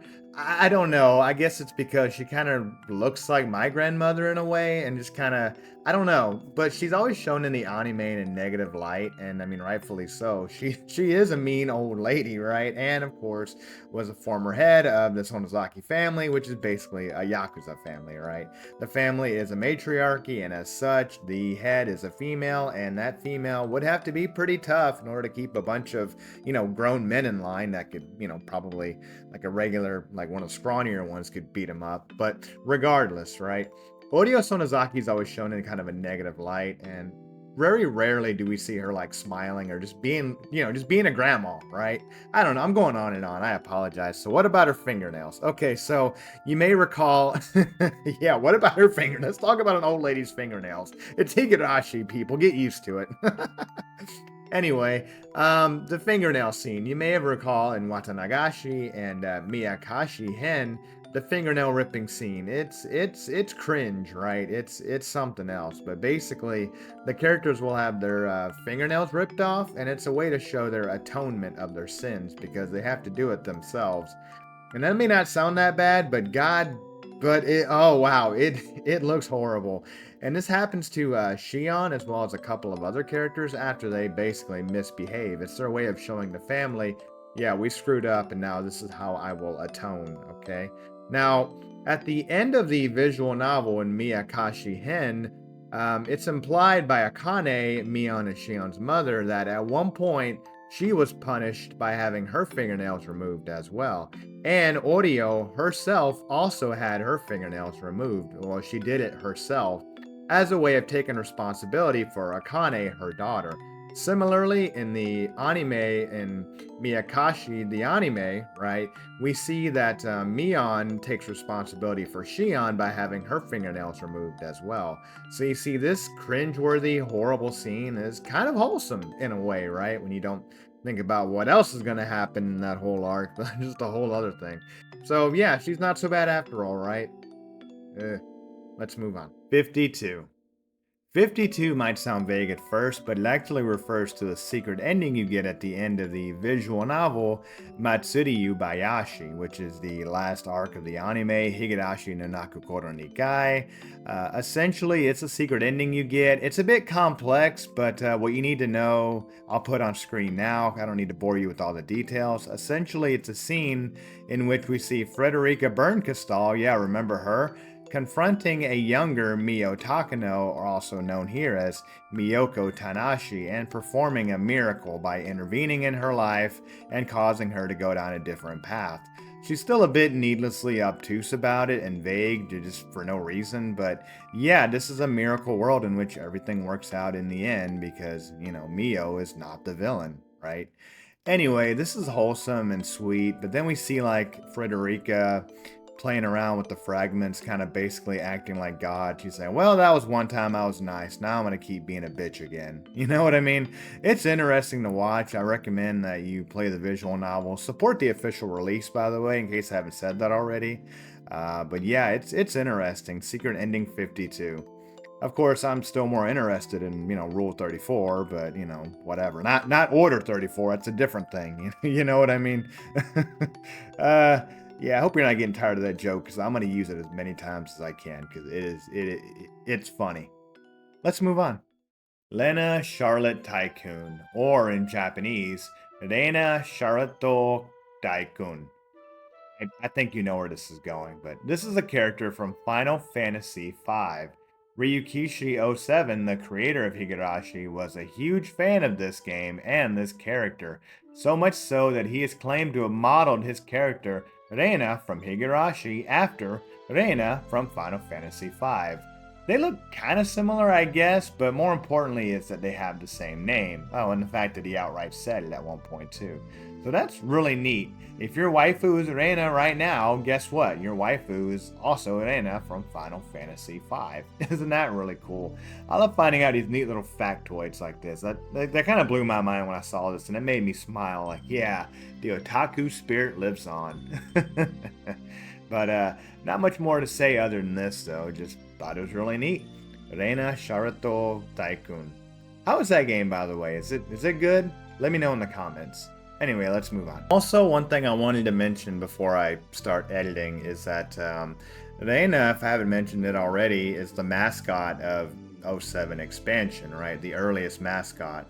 And I already mentioned how the Angel Mort uniform was designed before Higurashi was even a thing. Well, Reina was a thing before Higurashi as well. So we talk about Burn Crystal, Rika, all these things, right? But you know what's even more meta is Reina, right? Or Reina from Final Fantasy V. Could she be the true mastermind? I mean, no, but I just thought that was neat. Anyway, let's move on. Scooby-Doo. Okay, everybody, this is it. When I saw Scooby-Doo on the Higurashi Iceberg, I knew I had to do it. I knew I had to do it. It was my destiny, because I was like, there's iceberg entries, okay? And then there's, you gotta be fucking kidding me. How in the world are these two properties related? But yes, in some small way, they are related. I mean, it makes sense, right, given what Scooby-Doo is about. But anyway, there is a Scooby-Doo episode titled When the Cicada Calls. When the Cicada Calls. And what's the title of Higurashi? Oh, I don't know. When They Cry? Higurashi? Cicadas? I mean, come on. It's so obviously a reference. I couldn't find any evidence, but I mean, you gotta be kidding me. Of course it's a reference. That's amazing. That's incredible. And I just love finding out stuff like this. And not to mention, Ryukishi07, you have to make this crossover happen. You have to. I mean, can you imagine the Mystery Machine with the gang rolls up in Hinamizawa in 1983? Like, zoinks, like, hey, Scoob, I don't know what's going on, man, but these people have weird cat eyes and green hair. Ooh, Ruby, roo. Right? And just imagine they're like hanging out and going to the festival, and then Shaggy's like, oh, look at all this amazing Japanese food. Ooh, Ruby, ree. And then, like, they're trying to find out the mystery, and then at the end of it, it's like, okay, gang, let's find out who's really behind the great Hinamizawa disaster. Mio Takano! And then she's all like, that's right. And I would have gotten away with it too if it weren't for you meddling kids and that stupid dog. And for some reason, the Harlem Globetrotters. I mean, oh my god, that would slap so hard. And can you imagine, like, Sadako and Fred are like trapping people, and like there's like a whole thing where like they're running away from the bad guys. There's like a scene where there's a comical music and Scooby's running, and it's like, just imagine. God.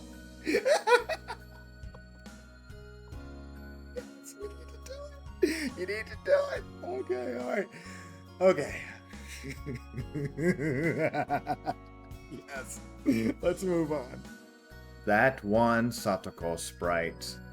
Alright, if you know, you know on this one, but if you don't know, that's why you're here. So in the original visual novel in Japanese, Tatari Garoshi, yeah, there's a sprite of her fully nude. You see, there's a scene in the anime you might remember of her being in a bath towel and Keiichi taking her to the doctor.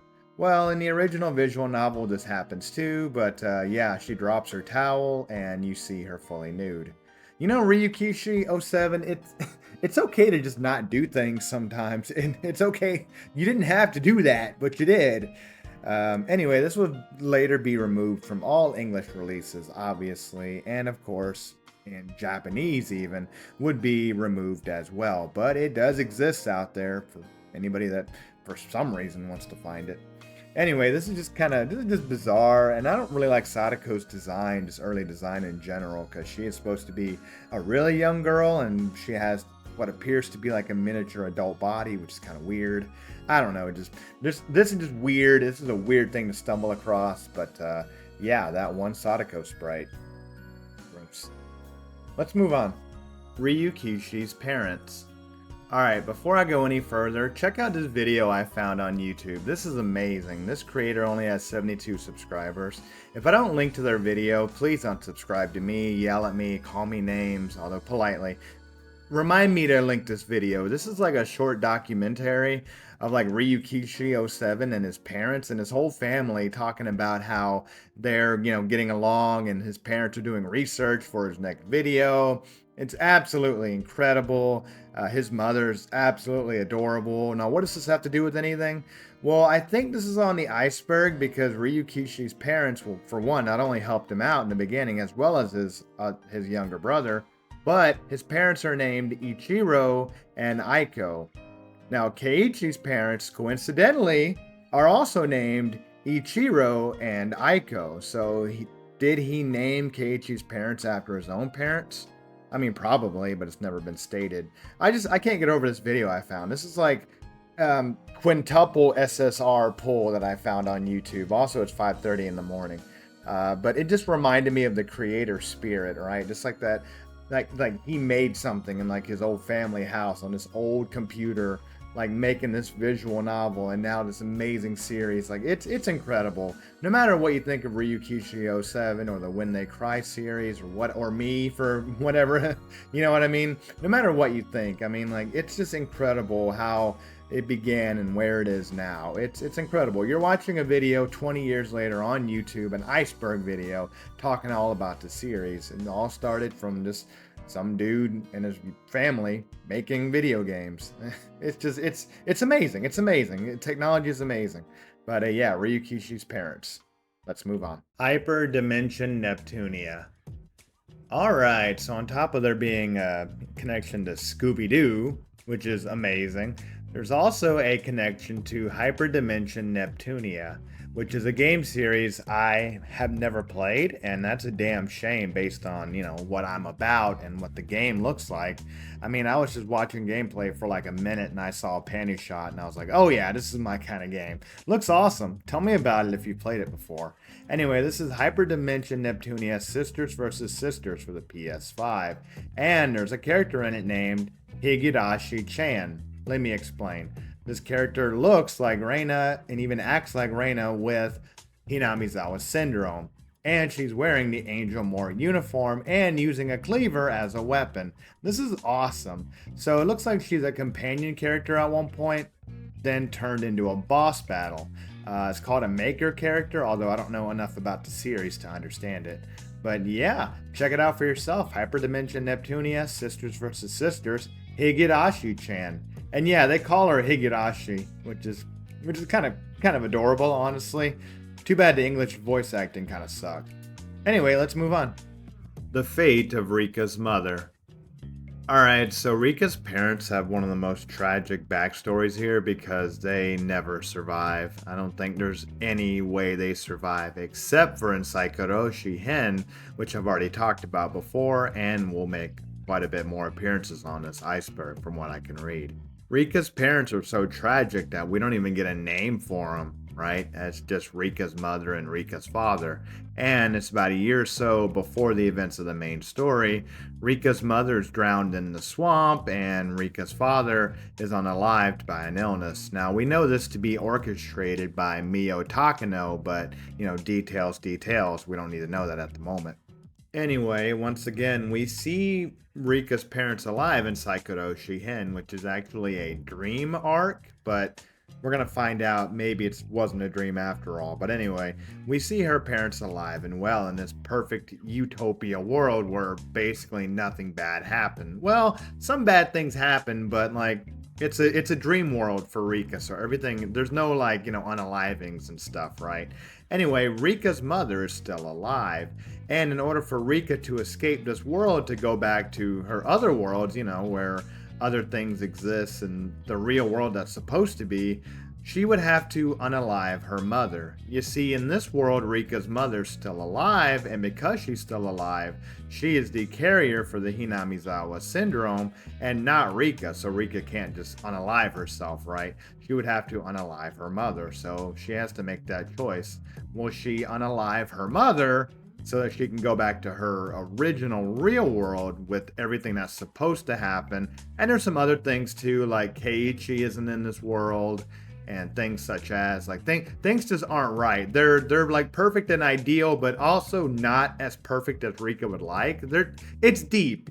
You know what I mean? Like, yes, things are good, everything's peaceful, but not to Rika's level of peacefulness, right? You kind of get what I'm saying? You get what I'm saying. Anyway, she has to unalive her mother. And basically, we don't see how this is done, but we do see Rika waking up in her original world or original timeline, and her parents are unalived. Well, the thing is, she would have had to have unalived her mother, but we don't see how.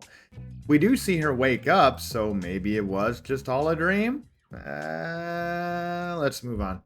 Reiwa manga. Alright, the Reiwa manga is one that's currently ongoing, and for once I get to say, hey, support the official release because I'm not going to spoil this for you, and I'm not going to go over it. Mostly because I kind of don't know what's going on, and I kind of don't want to start reading it right now. But hey, you know what? It's still ongoing, and it was made as early as or late as 2021. Yeah, so 20 years. I mean, this is pretty crazy, right? It stars a new cast of characters and some older characters. And yeah, pictured here is Shion and Satoshi as adults and married, which is based. But again, I don't really know what's going on, or I don't want to spoil what's going on. I have to read it for myself. And rather than giving you a spoiler summary of it, I'm going to let you support the official release. Let's move on. Ghosts and possessions. Yeah, I got nothing on this one.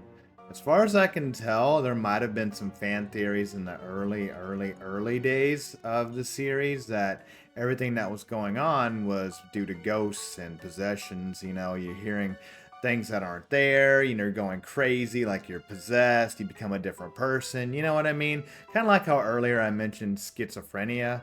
The thing is, we know what's going on now, or at least we don't exactly know aliens, but we don't exactly know what's going on. So like, but we also know, but we don't. As far as I can tell, ghosts are only kind of canon and only somewhat canon. Like with Hanyu, it's confusing, but no, it's Hinamizawa syndrome, right? It's not like we don't. Actually, I'm gonna be honest and say we really don't know, but I don't think it's ghosts or possessions. There's nothing concrete saying, oh, everybody's possessed. It's all ghosts, No, I'm pretty sure science did away, unfortunately. Not saying unfortunately because, mystery and things such as, but yeah, ghosts and possessions. Let's move on. It's aliens. Katari Banashi Hen. Okay, this one might be my favorite entry so far, and I'm not kidding about that. This is an official anthology collection series, arc if you will, of fan-submitted stories that are officially blessed by Ryukishi07 himself and produced into its own manga series. Yes. Now, I have to state, it's been firmly stated that these are not canon, but like I always like to say, when something is universe bending, multiple realities, multiple universes, the multiverse thing, can anything really be non-canon?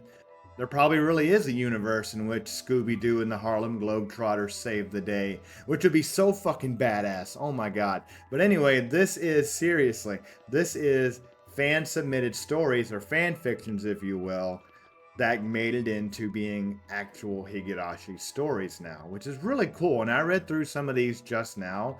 There's one called Limit that showed Mion and Shion and, you know, bad things happening.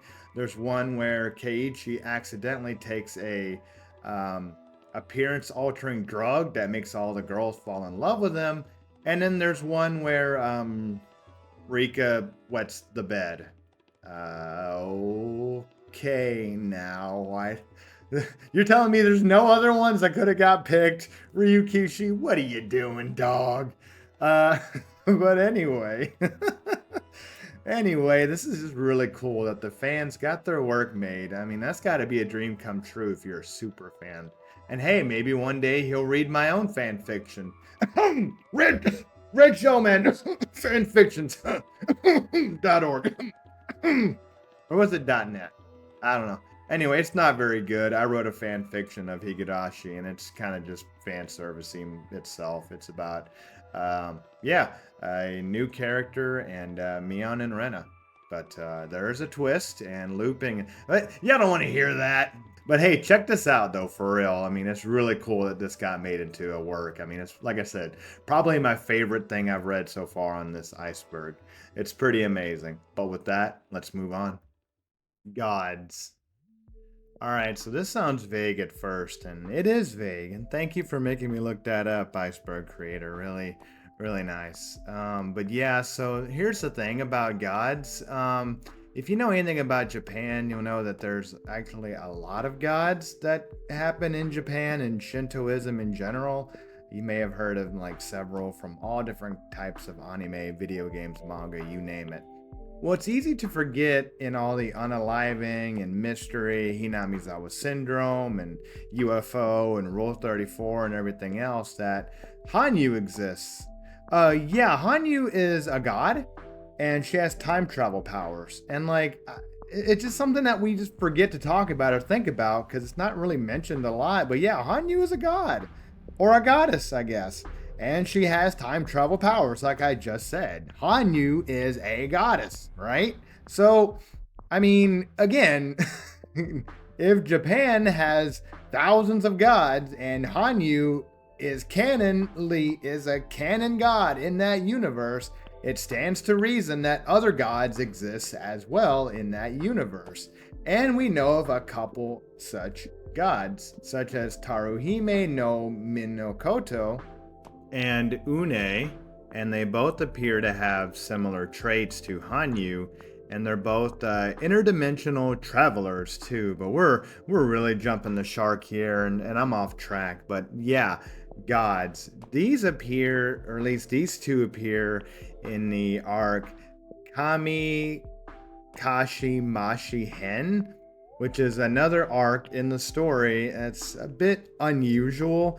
And I mean, again, we're really jumping the shark on this one. But I just think it's more interesting, a thought experiment to consider the fact that many such Japanese gods are real and Hanyu's just one of them. So it just stands to, reason if you're worried about Burn Crystal or whatever, or hell, even just Hinamizawa Syndrome, right? You got to think, okay, well, those are just a smaller players, and what other players are out there? You have like the sun goddess and things such as, right, which is even more terrifying. So what we're dealing with in the show is just one could be just a peon, just and we don't know what else is canon, but I mean, you get what I'm getting at, right? Also, there's a lot of fan service of these two characters. A lot. Like, yeah, this is the tame stuff I'm showing you. Rule 34 indeed. Oh no, it's not Rule 34. It's official art, though, that you see in the visual novel. Let's move on. Basu Koishi Hen. Alright, this one's a bit redundant. I already talked about it during the Higurashi Kira entry. Yeah, remember that? Maybe you don't want to remember that. But this is the first episode of that Penalty Loving Chapter. Now, it's the first episode of Kira, but it was actually a part of the visual novel right after Miyakishi Hen. Yeah, remember that? You may not want to remember. That's one of the most brutal ones, right? But no, this one was apparently scrapped from the visual novel It may have came out at first, but it was later removed because it was irrelevant and just took away from the seriousness of it. It's basically just Keiichi having a conference with the other men like Oishi, Dr. Ire, and Tomitake about what he's going to do to the girls if he beats them in a club game, and it's just a way for the adult men to lust over the girls. Okay now, but yeah, no, it's a part of Kira. We already talked about it, and it's just its own separate thing there. Penalty loving chapter. Interesting. Kinda, I guess. Let's just move on. Onigari no Ryu-O. Okay, this is a sacred, god-killing weapon that literally descended from the heavens that was used by Ouka Furude to slay her mother, Hanyu, and put her in a time loop. Yeah. You know what I miss? I kind of miss when the series was just anime girls killing each other and Rule 34. Why do we need all... What is going on anymore? Okay, but seriously though, yeah, no, seriously, this is a god-killing sword that, oh, by the way, according to the wiki, has artificial intelligence. Yeah, okay. And it's used to kill Hanyu by her daughter, Oka Furude, which is a ancient ancestor of Rika. Yeah, so Hanyu was not even Hanyu at that time. She had a different name. Yeah, there's... Jesus Christ, there's so much going on. And we still don't exactly know what this parasite Great Hinamizawa disaster is, by the way. But this sword is supposedly at the bottom of the swamp. I mean, it wasn't always. It used to be in the Oyashiro statue, which is why they say stay the hell away from it. But yeah, it contains this sacred blade, and it's the only blade in existence that has the ability to fully put down a time looping god. But then, like, why did it just make Hanyu time loop in general? I don't really understand, but yeah, it's a god-killing sword. Let's move on. Tsukihime. This one's a bit redundant. I already talked about this earlier in CL, a character that inspired the teacher, Chie, of all people. But I think this one's on here because we haven't talked about exactly how important this is to Ryukishi. So Tsukihime is actually what inspired Ryukishi to make his own doujin work, and he was shown this by his brother, Yatazakura, actual name unknown, and is one of the founding members of 07th Expansion, and Ryukishi's younger brother. So yeah, Tsukihime may have been the thing that kicked all this off in a way, which is pretty cool, but I don't see much more here, so let's move on. Mion's immunity. This one sounds pretty cool at first, but unfortunately I believe it's debunked, or the Iceberg creator was sadly just mistaken.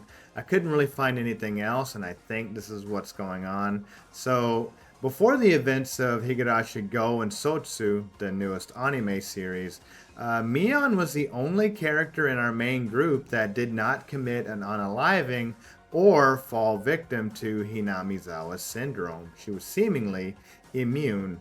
And when you think about it, yeah, Keiichi, Reina, Rika, Shion, Satoshi, even Sadako pushed Keiichi off the bridge. So Mion is the only one to have not committed an unaliving or to be seen going crazy because of Hinamizawa syndrome. So is it possible that she's immune? Well, I mean, maybe, but she is an unaliver as of, Higurashi Go, so that's debunked. But it was still pretty cool to think about, right? Like maybe she had an immunity, or maybe she just straight up just got lucky and just was never picked, But when you have a parallel universe situation, multiverse, it's odd that she's not at least once. And then think about it. Even in the anime Higurashi no Nakukoro ni Kai, Rika comments like, well, who will be the crazy one this time? Reina, Shion, or Keiichi? But she never says, oh, it might be Mion this time, because maybe even she's never seen it, which is, interesting, but again, kind of debunked. Let's move on. Hanyu's height. At first, I thought this would be a dud entry, like, yeah, whatever. But I looked into it, and yeah, no shit. Hanyu's height seems to vary and be inconsistent. There's times that she's taller than Rika by at least a couple of inches, and other times she's roughly the same size, if not shorter than Rika. Recall back for yourself in different versions of the game, visual novel, sound novel, anime. I mean, there's like several different images you get of Hanyu in your head, right? There's times she looks like a straight up teenager. She's supposed to be the same age or the same year. So what's going on here? It kind of doesn't matter. Like if Hanyu is a god, she can probably like snap her fingers and end the world. You know what I mean, right? One of those things. So she might herself just forget what height to make herself. But I mean, yeah, when you look back on it, her height is a bit unusual, right? I mean, look at these pictures. Like what is going on here? But I doubt there's much more to it than this. Let's move on. Natsumi. Natsumi, I'm pretty confident to say, is probably referring to this character right here, known as Natsumi Kimiyoshi, who is a distant relative of the Kimiyoshi family that is one of the main families in Hinamizawa. And if you recall earlier, I talked about another character named Kimiyoshi Kazuho, who is the star of a gacha game, so I presume they're related as well. However, this character gets their own arc in Oni Sarashi Hen, and it sounds pretty tragic actually. So this takes place after and at parts during the events of the story. What do I mean by that? Well, the main meat of this story takes place after the fact, but in some of the visual novels, you can actually see her like as a part of Hinamizawa. She actually has a friendship with Mion, but it doesn't really go anywhere. But the meat of her story takes place after the Great Hinamizawa disaster, meaning all the other characters are unalived, expired, etc., etc. Anyway, all of the characters, or all of the former residents of Hinamizawa, after this fact, start to act crazy. I mean, surprise, surprise. After the Great Hinamizawa disaster, they start to have some serious symptoms, and Natsumi is one of those people. Her story is one of having multiple personalities as she's suffering from Hinamizawa syndrome after, everything that went down. And unfortunately, she is captured by her family to try to protect her, to be fair, it seems, or at the very least protect them, but she ends up escaping and unaliving them all, but is saved by her boyfriend and later husband, Akira. So it has a happy ending, except for all of the bodies that hit the floor, and yeah, it's pretty bad, and also great Hinamizawa disaster. But at least these two got a happy ending, kind of. Pretty interesting. I don't know if that's it just said Natsumi, so I'm assuming, but yeah, check it out. Let's move on. Lake Neos. Lake Neos is a real place in the Congo, Cameroon, in Africa, and is a real world disaster, similar to, as we talked about earlier, the sarin gas attack. This one, I think, if not connected to Higurashi, it's still an interesting thing to look into, but it is a tragedy. In 1986, this lake actually erupted with toxic CO2, which unfortunately unalived nearly 2,000 people and several thousand livestock and devastated the ecosystem of the area. Since then, it has been made somewhat safe with pumps that pump out the CO2, but I mean, if it's me, I probably wouldn't go anywhere near it, but there's several people there who claim this is ancestral lands, and of course, obviously, you want to be made safe for those people, right? It's their land, right? The thing is, how is this related to Higurashi? Well, remember, the Great Hinamizawa disaster is actually a cover story that the military executes Rule 34 and unalives the population using their own gas to prevent them from going crazy after Rika is unalived, right?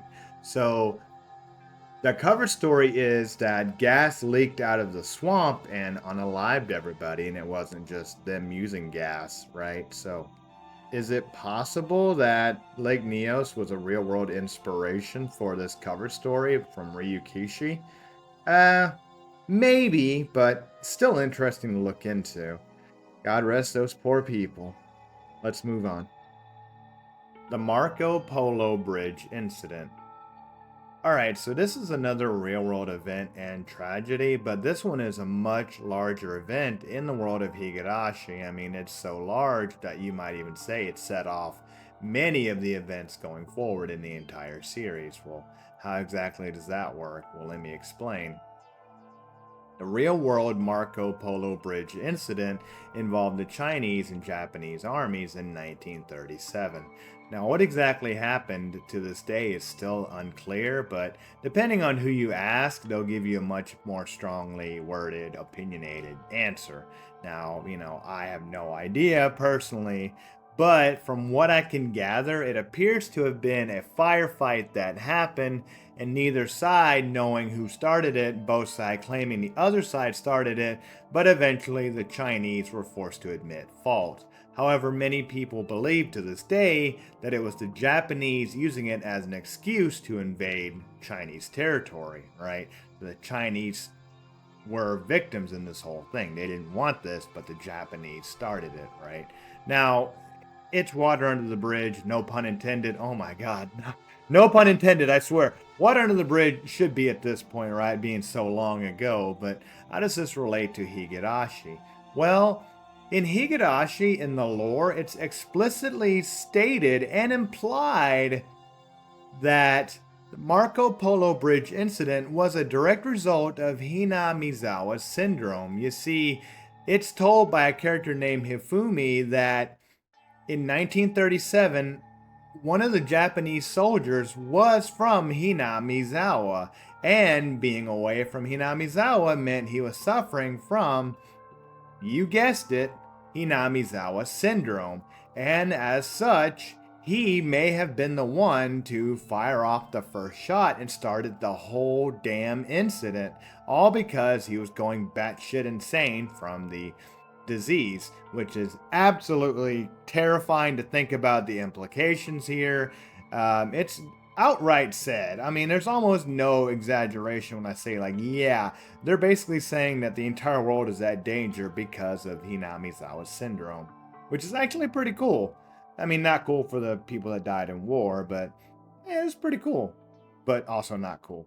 Let's move on. All right, guys, I'm really going to try this one, all right? Don't laugh at me. I might get it wrong. Hai Ryun Rei Somuru Jida. Yes, I'm sorry. I'm still not the best at this, all right? But I'm trying. I'm really trying to learn Japanese. I really have been over the past year. I'm not kidding. Anyway, you don't care about that. Anyway, this is Hanyu's original name, Hanyu being the godlike character I've already talked about. So Hanyu came to Onigafuchi Swamp over 1,000 years ago, so she's over 1,000 years old. It's totally okay, guys. Just don't get out of here. Anyway, over 1,000 years old when she came to the swamp, and she wanted to coexist with humanity. Well, the current head of the Furude clan, Riku Furude, actually fell in love with her and gave her the nickname of Hanyu. I guess her name was too hard to pronounce even for them. They would, of course, go on to have a daughter together that would end up slaying her with the god-killing weapon. I've already talked about this. I feel like I've talked about these in the wrong order, actually. But this is Hanyu's original name, where she got it from, where she came from in her interdimensional travels as a godlike being. You never know, but yeah. Here she is now, and we call her Hanyu, and yeah, she's over 1,000 years old, so it's okay. Let's move on. Satoko is colorblind. Yeah, apparently Satoko is colorblind. Now, it's never stated anywhere, it's not confirmed, it's just implied. Apparently at some point in the visual novel, she gets it wrong between a cauliflower and a broccoli, and this is played up to comedic effect. I don't know if this is evidence enough, though. I mean, yeah, cauliflower and broccoli, they look kind of similar, but at the same time, not really. It's not like, I mean, there's more difference than just the color, of course, and Sadako is just a kid, so she may have just made a mistake. I don't know. This is the only evidence I see. Now, according to the wiki, Her brother is also colorblind, but I don't remember that anywhere. Although I vaguely remember reading somewhere or hearing somewhere that Satoko has really good hearing. Now that doesn't necessarily mean anything. I just remember that from somewhere. If you have any more evidence other than the one time she screwed up cauliflower and broccoli, let me know. But yeah, apparently Sadako is colorblind. Let's move on. Silent Hill F. I'm going to be honest here, guys. If you know of Higurashi and you don't know of Silent Hill, that would be impressive. So I don't need to go in too much detail, right? Although, fun fact, this game is the first Silent Hill game to actually take place in Japan, even though it's a Japanese series. How about that, huh? Anyway, Silent Hill F is the latest installment in the Silent Hill franchise, released this year in 2025. Why is it on this iceberg? Many of y'all may know that the writer for this is none other than Ryukishi 07. Yeah, no kidding, right? Now, many people have, tried to find things where they don't belong. People have said there's lots of Higurashi references, and I don't really see it, but there is one that's undeniable. The Usoda board. Very nice. Other than that, there may be some more references. I see some things here and there, and I'll let y'all play the game for yourself. Support the official release, but it looks really cool. I don't know if I'm gonna play it personally, but hey, you do you, right? And this is really cool. Ryukishi, from just a young man in his room making video games to now writing for his massive franchise. What a story. But with that, we're done with this layer. Let's move on to the next one.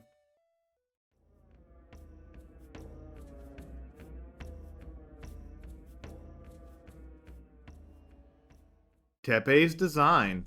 So Teppei was not designed by Ryukishi 07, but by this artist, Jiro Suzuki, who did the art for the manga for Tatari Garoshi. So he's an originally designed character by the artist of the manga and not by the creator who actually copied him over.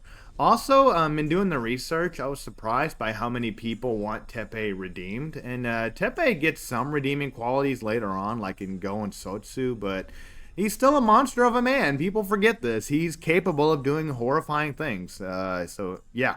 Anyway, let's move on. JAV. JAV, J-A-V, stands for Japanese Adult Video. Yeah, so I forget, but adult content can have real life people in it. I'm so used to, I'm so used to hentai, right? But anyway, I can't link to it at all. I can't show you much of it, but yes, Higurashi has a live action, unofficial adult content parody. It was pretty damn hard to find. I had to rev up that VPN, you know what I mean? And I will tell you, it's absolutely hilarious. Rena's surprisingly cute, but they made Keiichi into like a 30 to 40-year-old man, which is kind of weird. And it's absolutely hysterical. Yeah, funny. Yeah, how much I laughed at this. It was ridiculous. I'm not going to tell you to go check it out because it's YouTube, but yeah, do what you got to do. Also, side note, in doing the research for this, yeah, of course I did research. Just research, right? There exists a Japanese adult actress named Rin Higurashi. Do with that what you will. Let's move on. Utaka Clinic. The original name for the Irie Clinic was actually the Utaka Clinic, but it would be changed after the very first visual novel because the same kanji used in Utaka is used in the name Mio Takano, so people would have got kind of confused. But the Utaka Clinic actually makes a comeback in the arc Saikoro Shihen. Remember, that's the dream, quote-unquote, visual novel arc, right, for Rika. Instead of it being the Irie Clinic, which, guess what? It's a different timeline here. It's the Utaka Clinic, which is pretty cool, pretty neat, right? But not much more to say other than that. Let's move on. Voice of Rika's mother. Now, before I go any further, I want to pop quiz you on something. This will be fun, all right? Without Googling it, can you tell me the name of this character right here? Okay, well, I know you're a liar because she doesn't get a name. Yeah, but that's not what we're here for. Rika's mother also doesn't get a name, though. That's what made me think of it. Like, wow, like it'd be so much easier if I had a name, but no. Anyway, the voice of Rika's mother is this person right here, Sayaka Ohara. Now, what's interesting about this is that Sayaka Ohara did not voice Rika's mother originally. It was just Rika's voice actor that was played Rika's mother, Yukari Tamura. She didn't get a voice actor until Saikoro Shihen, which remember I talked about at the beginning of the iceberg. I'm starting to realize now why that was at the beginning of the iceberg because I keep bringing it up. But yeah, the VA for Rika's mother is Sayaka Ohara. And she only gets like a couple of lines, and she's a pretty prominent voice actor, so it's kind of like, damn, they couldn't have used her for a better role. Maybe they didn't want to pay her. But not much more here. Thanks to the Iceberg creator for actually helping me with this one, because I had no idea. But anyway, let's move on. Rie Takahashi. This one is amazing, and I was so happy to find out stuff like this is why I love doing icebergs. I may have already said. This is so cool. Anyway, Rie Takahashi you may know as a Japanese voice actress. She voice acted for both Megumin and Emilia, which is amazing by itself, especially when you consider she has to do both at the same time in Isekai Quartet, which can't be easy. But get this, apparently she was inspired by Satoshi Hojo. That's right, that Satoshi from Higurashi. That's what inspired her to become a voice actress herself, because she loved the voice so much. Not to mention, apparently, she's a big-time Shotokan, admittedly, according to what I'm reading. I don't know if that's true or not, but I've seen that on a few sources already. And she's proud of her otaku side, which is amazing. Anyway, this is really cool. She does voice act for one character in the series, and now Houtani. Which is an interesting character herself, but I'm not going to get into that just yet. It might be later on in the iceberg, I'm not sure. But yeah, Rie Takahashi was inspired by Satoshi Hojo, meaning that if there was no Higurashi no Nakukoro ni, we may not have a Rie Takahashi. Isn't that amazing? But with that, let's move on. Aliens. Alright, it's finally time. Let's talk about aliens. Everything in this series originates to aliens. Well, kinda. You see, they're not really aliens, they're interdimensional travelers. Hanyu is part of a larger group known as the Ryun. Their planet was destroyed, and as a result, they travel through dimensions to find a new home to live. And that home is Earth. And they coexist, or try to coexist, with humanity near the Onigafuchi swamp, where their DNA is at odds with humanity, and as a result, they create the crazy people, the demons that need to be slain by the Ryun and kept under control. This is basically the early Hinamizawa syndrome, why it's only in this specific area, right? Now, this is just all a side effect of the Ryun traveling to Earth. It's not done on purpose, so basically everything in the series comes back to just sort of an accident. And I mean everything, from aliens to demons to gods. I mean, everything comes back to the Ryun when they first came to this planet. Now, think back to adult Rena in Sumi Horoboshi Hen, the final arc of the first season of the anime, if that helps you to remember it. How she believes it's aliens causing everything that's going on with Hinamizawa syndrome. Well, guess what? She was actually correct. However, she gets talked down by Keiichi, and while she thinks, oh, well, I was just crazy, at the end of the day, it turns out everything that she predicted was actually true. And then we see in the next episode how she has to live with that fact, which sounds pretty horrifying, right, when you think about it, as I've already said.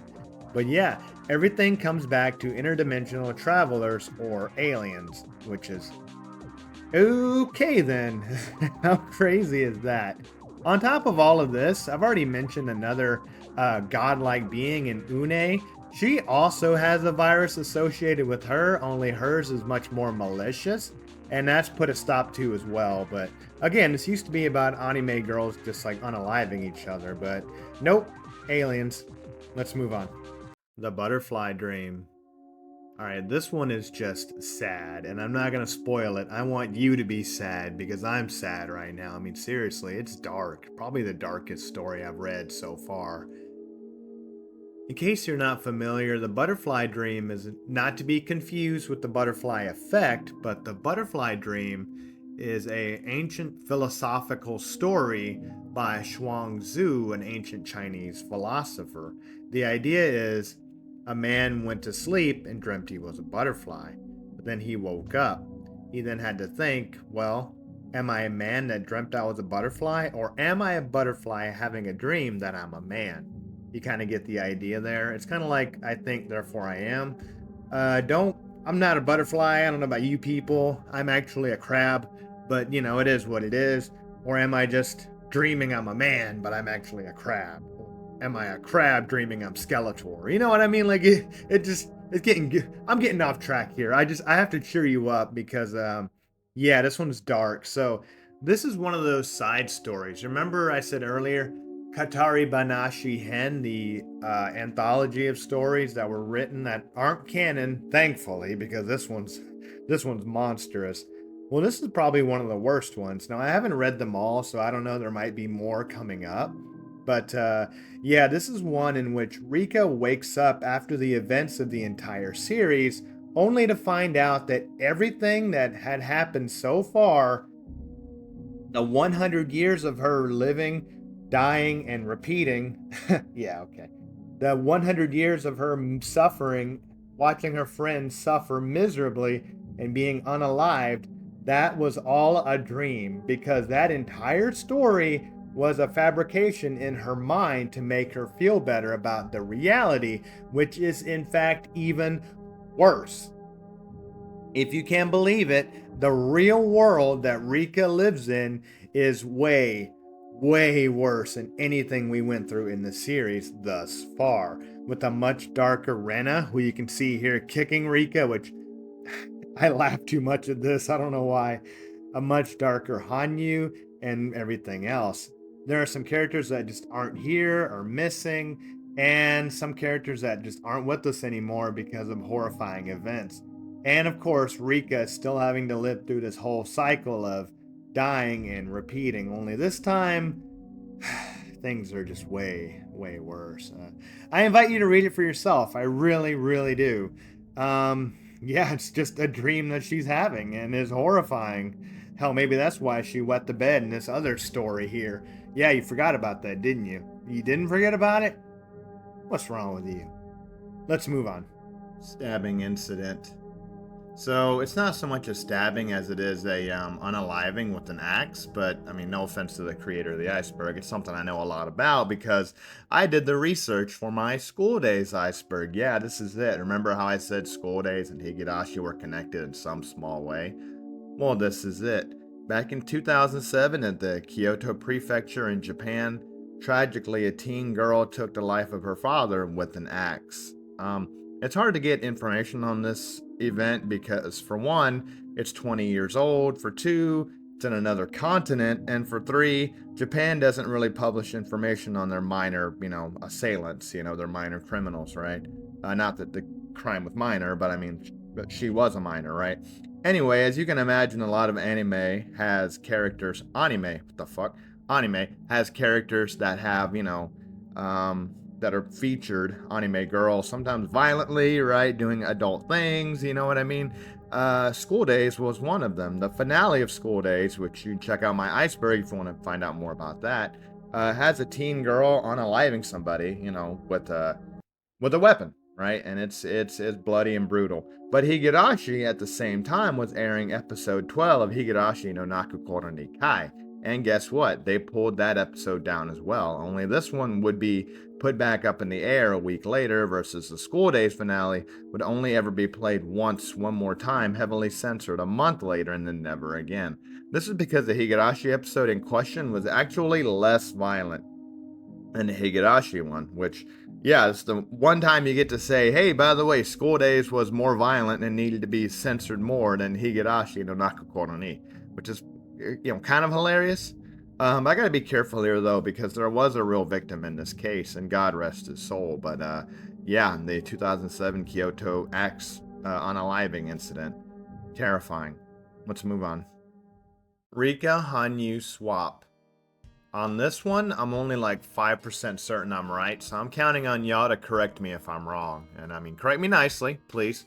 Rika Hanyu Swamp, all I could find was this arc in Miyotsukushi Omote. We may have already talked about it. It's a console exclusive arc in which Rika wakes up in a world without Hanyu and has to team up with Keiichi in order to bring everybody together and escape fate once again. There's no Hanyu around, so it's obviously a bit scary. Now, how they swap? Well, this is a console exclusive arc, and it was ported from the PS2 to the Nintendo DS. Yeah, the Nintendo DS. Now, if that sounds crazy, remember that School Days has an official game on the Nintendo 3DS as well, so yeah. Anyway, it's called Kizuna. It's actually a series of games on the 3DS, which is, again, hilarious. Anyway, for the Nintendo DS port exclusively, there's a plot twist that was added for some reason, in which instead of it being Rika this whole time you've been following, it's actually been Hanyu. Yeah, Hanyu's been disguised as Rika this entire time, while Rika's been the one that's been missing. So, I have not played it or seen it myself. I don't know what exactly this changes, other than it's, Hanyu instead of Rika. But as far as I can tell, that's the only thing I can find where Rika and Hanyu swap. If you know anything else, let me know. I appreciate it for your kindness, and I appreciate your support on all my videos. Thank you so much. Let's move on. Seiya Numata. So this one's going to be more for the art fans out there, the animation fans out there, because I just don't have an eye for it. But Seiya Numata was the key animator for the Higurashi series. And he's been credited for all of the twisted expressions of, madness or chaos or just distorted hell that these characters look like sometimes. And he's very, very talented. He's got a very long list of accomplishments, and it's pretty cool. I don't really know what more to say, honestly, other than when I was doing the research on him, I found out that he's part of a group, or at least a class of animators, known as the Lollimators, which is, I'm just kidding. It's a good thing everyone listens and doesn't watch, right? Okay, fine. But seriously though, this is a genius animator, and he does really good work. I mean, check him out. Let's move on. Rika is Hanyu's daughter. Kinda? Well, technically, yes. Hanyu is Rika's ancestor, so that makes her a great something or another grandmother. But other than that, I mean, no. I guess it could be referring to the fact that Hanyu is more motherly to Rika. In the series, we don't see Rika's mother. I've already said that a million times, but it's true. Well, not much, I mean. We don't see them interacting as mother-daughter. We don't hear much about Rika's mother. We don't even know her name. But Hanyu is more motherly to Rika in that regard. But other than that, I got nothing. Let's move on. Also, this is a thing that exists in the series. So I'm just going to leave this here. Let's move on. Kimigabuchi. You may have thought this was like another arc, right? But no, this is a doujin circle, a adult content doujin circle, and they made some Higurashi content. It's obviously not official. On this one, I'm gonna warn y'all not to go do your own research. I know I'm a degenerate, and a lot of this stuff just bounces off of me. I did get a bit emotional at the end of the School Days Iceberg because it was just way too far. But since then, I've got some more tougher skin. So I went to do some research on this for research purpose. Well, for gooning. Come on, let's be honest here. I immediately got this warning that said, hey, this is not good. When the adult content site is warning you, hey, be careful. Like, okay, that's when I know. I better turn around.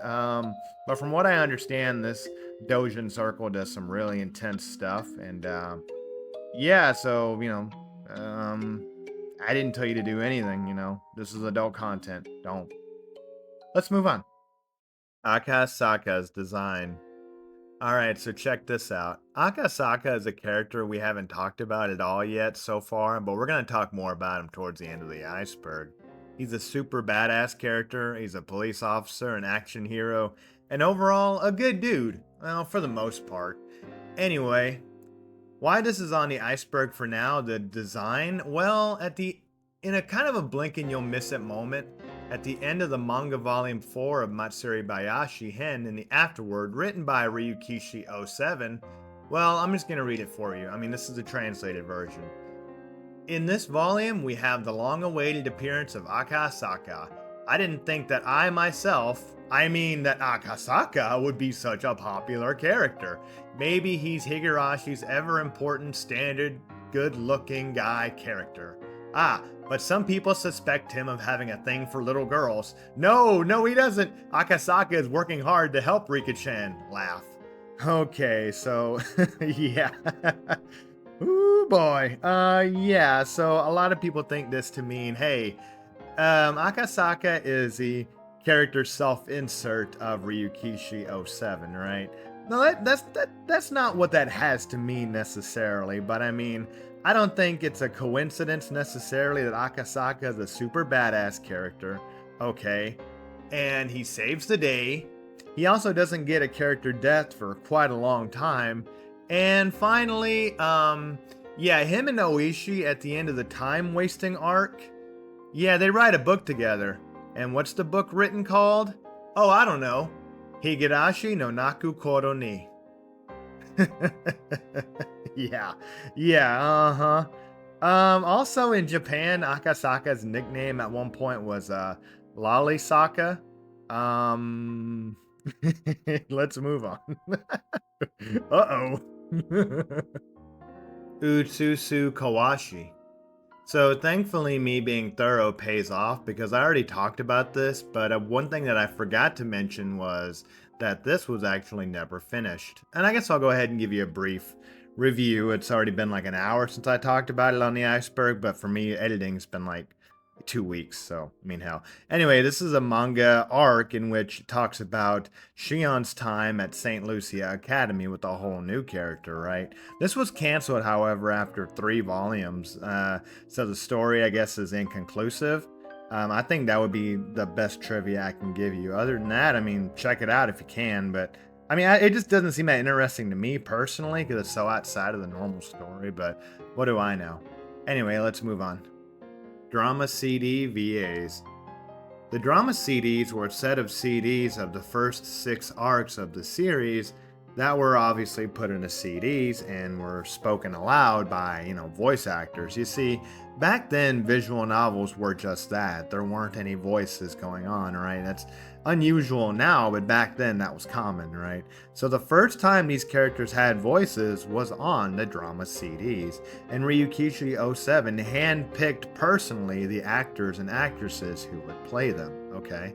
Now going forward, as these characters got, canon voices in the visual novels and the games and the anime, some of these characters stayed the same and some of the VAs changed. That's basically it. Some of these VAs never returned to, reprise their roles.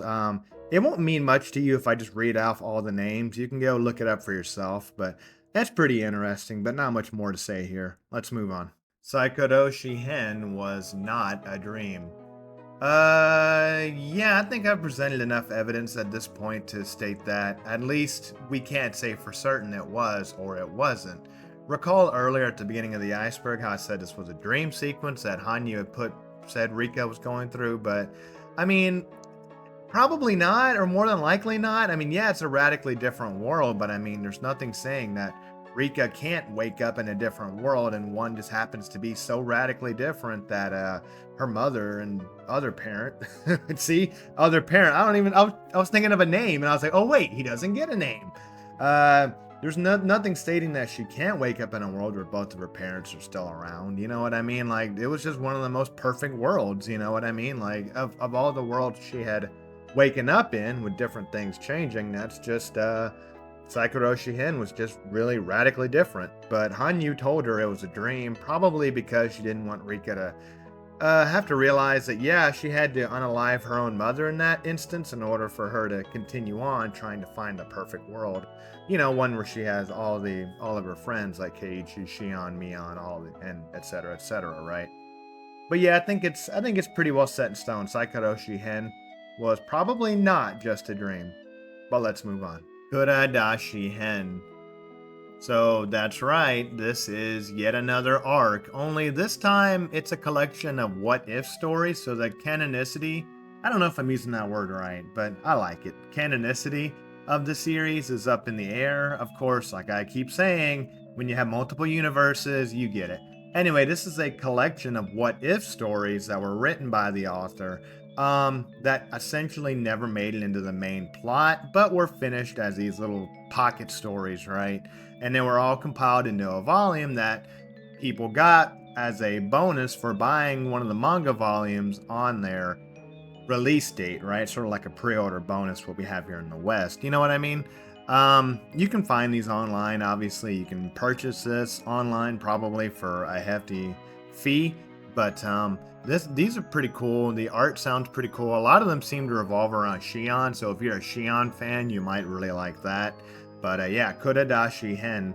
It's worth noting that there is a sequel to this called Kuradashi Zoku Hen, which is also pretty cool. Not much more to say here, though. Let's move on. Hinamizawa Bus Stop.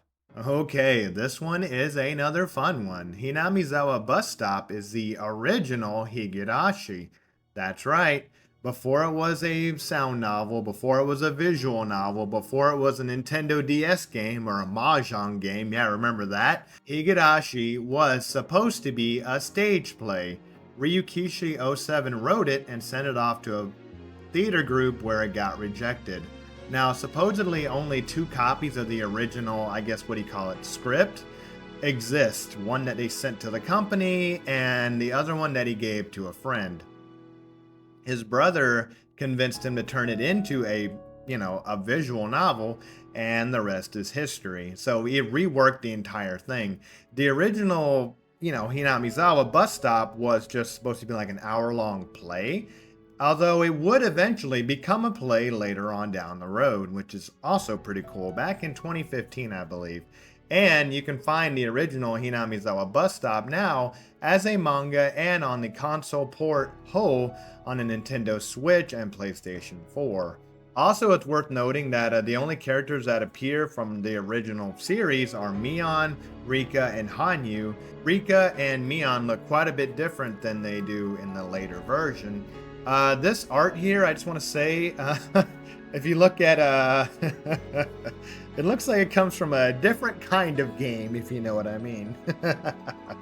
But other than that, it's not connected to anything else in Higurashi, as far as I know. But it's a really neat part of Higurashi's history, and I recommend you check it out. But not much more to say other than that. Let's move on. The Satoshi arc. As far as I can tell, Satoshi has no dedicated arc. Yeah, that's something crazy, right, to think about. Satoshi's more of a plot device. He's not really his own character. He doesn't have much outside of being there for Shion and for Sadako, but he himself doesn't really have much plot development, things such as. And you rarely see him interact with the whole group, usually in some, fan servicey way or in some arc that's non-canon, you know what I mean? So it kind of doesn't make any sense as to why he doesn't get his own story. Even if he does get to come into the story, it's at the very end, which isn't fair. As far as I can tell, that's all this is getting at, is that a lot of the fans really want there to be a Satoshi exclusive arc where he is the main character, or at the very least get to interact with other characters in the show. The only time that I remember this personally is from Kira. Yeah, I remember that. But even there, he's kind of not much to that entire plot either. But not much more. Let's move on. No Himatsubushi.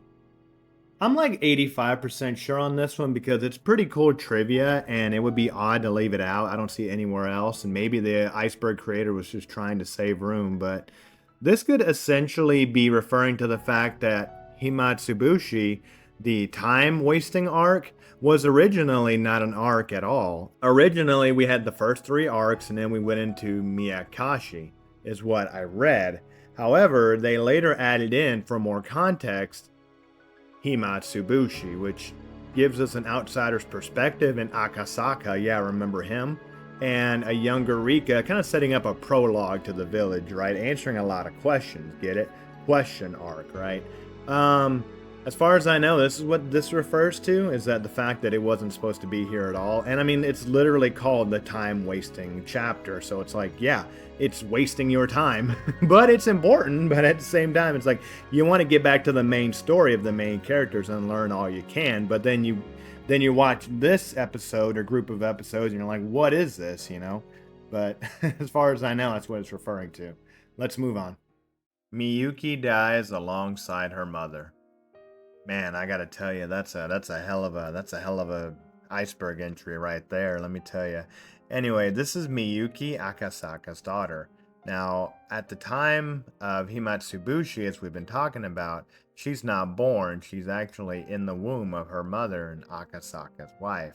So during the events of Himatsubushi, Akasaka, after everything is done, he makes it back home, only to find out that when he was gone, his wife has fallen down the stairs and unfortunately passes away.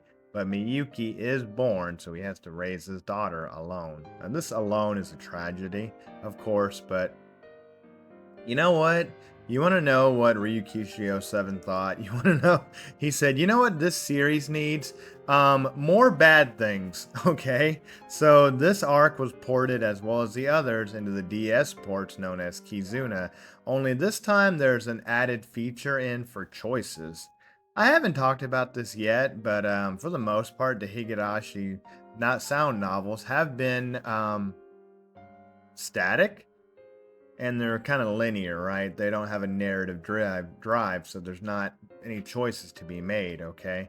However, in the Kizuna ports, there are some choices, and you can lead to a bad ending. Yeah, this might need to go on a new bad ending iceberg, by the way. Anyway, yeah, you can get the bad ending where Akasaka makes it home, and not only is his wife died, but also his daughter still in the womb dies as well because he doesn't make it home in time. That's just unbelievably tragic. That's horrible. Why even add that? Why? Come on. Like I said, who looks at this and says, I need more tragedy? I don't know. We had Butterfly Dream earlier, so who knows? But anyway, let's move on. Mobile only arcs. I'm sighing on this one because I know we had arcs that only got introduced on the slot machine, and I know we've had exclusive arcs all over the place, so I shouldn't be surprised. But I mean, this is starting to get stupid, you guys. I love me some Higurashi. I love it so much, but this is starting to get stupid because as far as I know, these arcs, good luck finding them because I had a hard as fuck time figuring out what this iceberg entry meant in these arcs. Thankfully, the wiki exists. But yes, Higurashi also has ports for smartphones, in case you just couldn't get enough Higurashi action and had to play it on the go on your tiny little flip phone back in 2006 internet cell phone Japan. I'm going crazy. It's 2 exclusive arcs. Okay, I'm gonna calm down. There's 2 exclusive arcs, okay, released by Dwango, and they are Nisei Gashi Hen and Kokoro Kuzu Sushi Hen. And guess what? It's a whole new plot and new characters. Look at these new characters. I mean, yeah, don't we have enough lolly characters? And look at this guy. This is the main character. You want to know his name?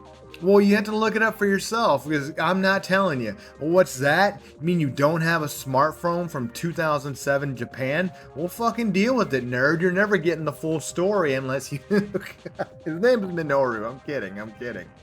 I'm having fun because, like, this is absurd how much, like, Higurashi was way bigger than I ever thought. And I'm actually so amazed and impressed at how massive this franchise is. It's starting to get to the point where it's like Fate or something, right? There's so much going on. Anyway, like I said, there's exclusive arcs. There's 2 of them. You're only getting on a smartphone, so good luck finding them. I did find a playthrough online, but it was on an unlisted video that I happened to, get a hold of through a back channel. But I don't know if I should play it because it's unlisted. But yeah, look for yourself. I'm sure you'll be able to find something. Also, there's a bunch of mini games that are included, a Higurashi theme that are exclusive. Higurashi Mahjong, which I'm actually stunned at the quality of like cutscenes and like pictures they added on for just a mini game. Some of these I just don't know what they are. Movie puzzle, Deathless, a puzzle game, a calendar, President, Higurashi Hen, meal destroying chapter. I mean, why not? It's another arc. Who cares? It's another arc. Keiichi stuffs himself to death. Who cares? But most importantly, we have Moe Calculator. Now that is something I want to look up. What is that about? But I had some fun with this, but only because it's 3:30 in the morning and I've been trying to find out what the hell mobile only arcs, and here they are. Good luck playing them for yourself. If you want to play them, good luck. Let's move on. Tomoe. This character is Minai Tomoe. She is a police officer and is the sister-in-law of Akasaka somehow. Now, I may have done a piss poor job of explaining this, but she appears in the Kizuna chapter. So the Kizuna games are four Nintendo DS games, each of them having 4 different arcs on them. Some of them you've seen before and some of them new. Each one has a new arc, and this is the main character, Minai Tomoe. They also have Natsumi Kimiyoshi, yeah, remember her, as a part of these arcs as well. And again, you have to have Nintendo DS, because that's the only way you're getting these arcs. You want to play them the original way. But as far as I can tell, for any like trivia, I really couldn't find any other than the fact that she's now through marriage related through Akasaka, but I don't know much more than that. Check it out for yourself if you can. Let's move on. Game Boy Advance port. Good Lord. You thought this would be a joke. No. I'm about to have a stroke, you guys. This is amazing. I love Higurashi. Thank you, Ryukishi07. Thank you. This is amazing. Life is amazing. Life is worth living when you have just goofy shit like this you can laugh at 3 in the morning with your cat. I mean, it's genius. It's genius. Anyway, you're probably sick of hearing me with my anecdotes. This is Tenohira de Higurashi ga Naku. I mean, that sounds more like, that doesn't sound like Japanese to me, but whatever. Anyway, this is, get this, an officially licensed program that allows users to convert and play their Higurashi no Naku Koro ni question arcs, the first 3 arcs, on a Game Boy Advance or Game Boy Advance emulator, and was sold with permission from 07th expansion. I mean, I have no idea what Nintendo thought of this, but you know, hey, why not? And yeah, you can make a Game Boy Advance ROM and play the Higurashi arcs on your Game Boy Advance, or I'm sorry, your emulated Game Boy Advance. On top of all of this, if Higurashi wasn't creepy enough, guess what you get? You see, in order to play these, you had to confirm that you had in fact purchased the arcs on your PC. If you didn't, there was an anti-piracy screen. Yeah, I mean, if this game wasn't creepy enough, anti-piracy screen where Rena will actually call you out and will say your name, your computer's name, and your IP address while giving you a dark look. Which just, why not? Why not? At this point, I don't know. You know what? Shame on me, Rena. I should have been playing on my freaking mobile phone. Let's move on. Unused design inspiration. So this one's really cool and a lot less brain melty. So the thing is, Hanyu was hinted at in the earlier arcs, mentioned, but never shown until later on in the series. Now the fans that were speculating on what Oyashiro-sama might look like, and the fans had gotten together and they were drawing and brainstorming ideas, and they eventually came to know her as a lolly character with long purple hair, horns, and 8 white tails, because Oyashiro-sama could be read as 8 white tails. Well, a lot of the artists drew it, and guess what? Ryukishi07 took inspiration from the fan drawings.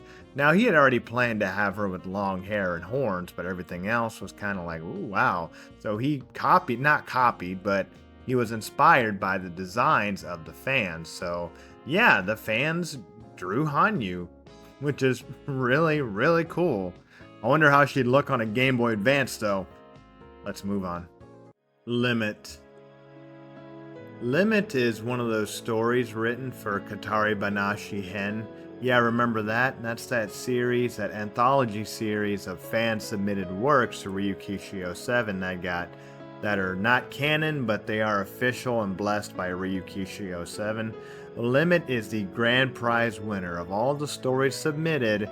Of all the ones looked at, Limit is the #1 grand prize winner, and as such was turned into an audio CD drama itself. Though I couldn't really find it, I did find the manga. I mean, in Minecraft, and I looked at it. I gotta be honest, it was all right. But I mean, you should support the official release and not, look at it in Minecraft. But yeah, it was pretty good. It takes place in a world in which Hanyu slowly disappears, not only from reality but from everybody's minds. You see, it takes place after a world in which Rika has overturned fate, and slowly people begin to forget about Hanyu. It's kind of sad. It's really sad. It's not like horror, but I don't know. It is sad. But I recommend you find it if you can. In fact, the entire series, anthology series, Katari Banashi, is pretty cool. I'm actually looking to look into all of them and get them myself, outside of Minecraft. Anyway, let's move on. Watanagashi anime intro.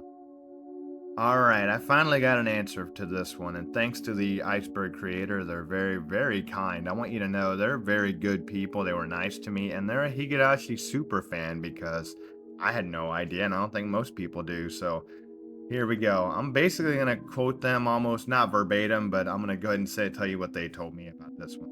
So everybody remembers this scene from Watanagashi. It's the second anime arc where the first thing we see, what opens on, is Rika using a butcher knife to stab herself in the head, which sounds painful. I mean, there's better ways of doing that, not better. It's never better, but you know what I mean, right? It's very, very dark and scary, and sets the mood of the entire arc. Now, this is a part of Watanagashi, which is a question arc. We get the answers in the answer arc, Miyakashi, which is the same arc basically, but told from two different perspectives. Except that's actually not what's going on here. You see, in Miyakashi is a different Rika than this Rika. Watanagashi and Miyakashi are two separate things. It's not the same arc told from two different perspectives. It's the same events basically, but two separate arcs, meaning the world of Watanagashi already happened. Okay, now if that's a bit confusing, let me explain.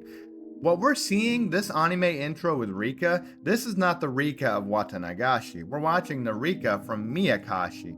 See, in Miyakashi, Rika does this to herself because she remembers what's going to happen to her in Watanagashi. As we see in Miyakashi, Rika says, I'm not going to let you torture me, right? This is because of the drug that she was just stabbed with, right? She's remembering, hey, in this other arc, I'm going to get tortured to death and die. So rather than doing that, I'm going to stab myself in the head with this knife. Yeah, no kidding, right? So basically, why we're seeing the memory in Watanagashi, what we're seeing, that fuzzy, the anime filter in the intro, right? It's because this is not the same Rika in Watanagashi. We're seeing her in Miyaka. You get what I'm saying, right? Right. Kind of, sorta. It's confusing, but it's also dark as shit when you realize that, yeah, in Watanagashi, it's not Rika stabbing herself. That's not how she's unalived. She's literally tortured to death, similar to Sadako, by Shion. Oh dear. But thanks to the Iceberg creator for pointing that out to me. Let's move on. Hanyu is not stupid. This is kind of a mean entry, right? But this is more of a fan theory. Take it with a grain of salt, but in a lot of the arcs where Hanyu is introduced, a lot of the arcs where we see Hanyu acts kind of ditzy and childlike and dumb and having to be taken care of by Rika, essentially, right? Which is odd behavior from someone who's supposed to be a goddess, right? It's a weird juxtaposition, and you might just say, oh, moe, oh, lolly character, right? But there might be a bit more to it than that. You see, don't forget that Hanyu is essentially a goddess with the power of immortality. She's got superpowers, essentially, but we never see her using any abilities of hers, right? Just to be a ghost and just to be, ditzy and cutesy, right? But what if she's doing this on purpose? Like, what if she's either messing with Rika for whatever reason, or she literally can't interfere with Rika's life because of the fragments or something such as, you know? I can't find any evidence other than that, but it's more of just a fan theory that Hanyu only acts the way that she does just because, right? Just for no reason. Maybe she's just having fun. I don't know exactly why, but to accept that she's powerless to help Rika escape the maze would be to accept that, for whatever reason, Rika's other self, Frederica Bernkastal, is more powerful than the goddess that gave her the powers, which doesn't make any sense, right? I don't know, but it's interesting. With that, let's move on to the final layer.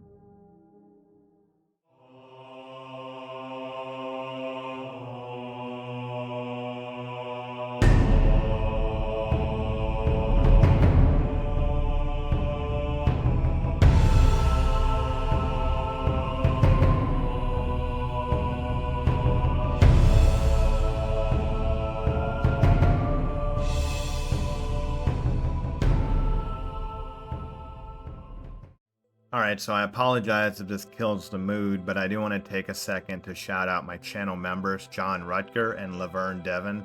I really appreciate y'all. Thanks for supporting me. For $1.99 a month, you can be my member as well, and all it's really saying is, hey, thanks, R-Sam, you're doing a good job, and I appreciate that. I had a bit more to say here, but I think y'all want to get on with the iceberg, right? So do I. So thanks so much once again, and let's keep going.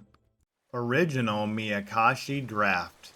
So recall back on the last layer how I talked about Kuradashi, the collection of stories that didn't make it but was compiled into being like a director's cut sort of deal, right? As a pre-order bonus, you know what I mean?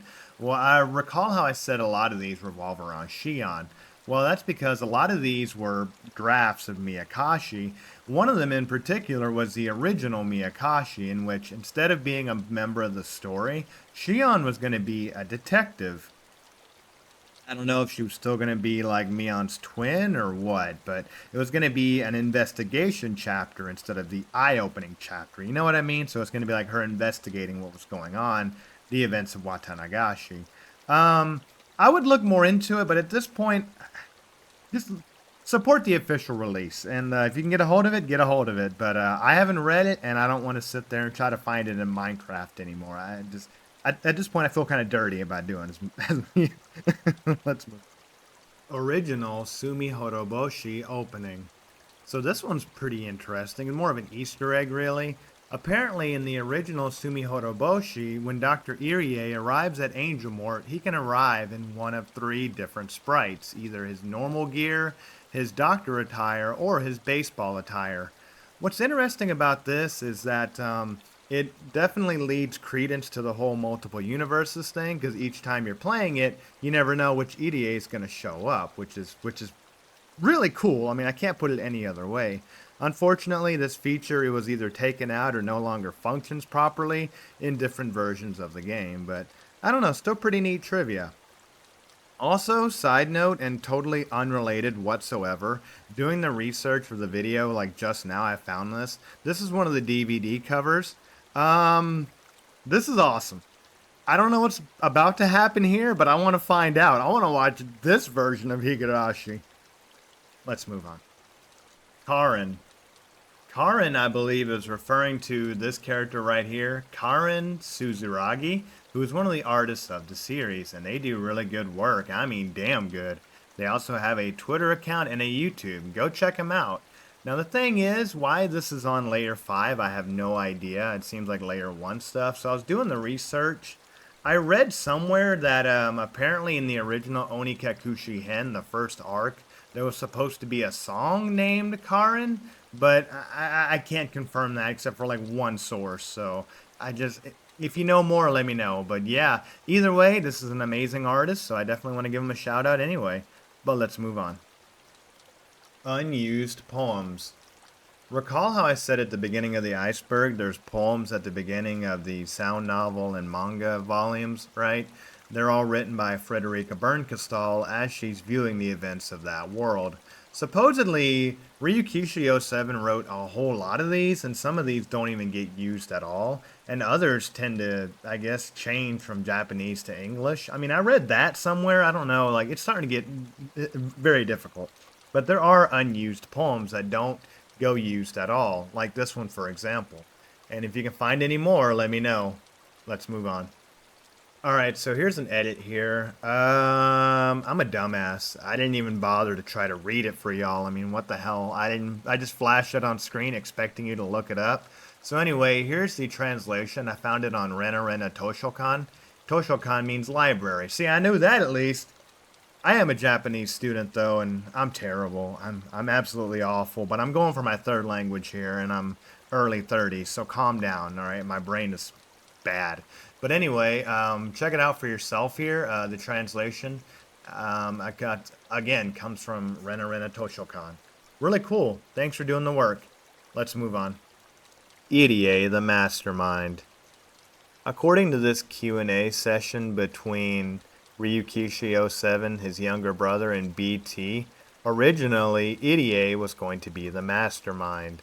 This would have made a lot of sense, right? Irie being the young doctor, being somewhat handsome, I guess. His clinic being named after him and being where a lot of the story takes place. But this was changed to Mio Takano, obviously.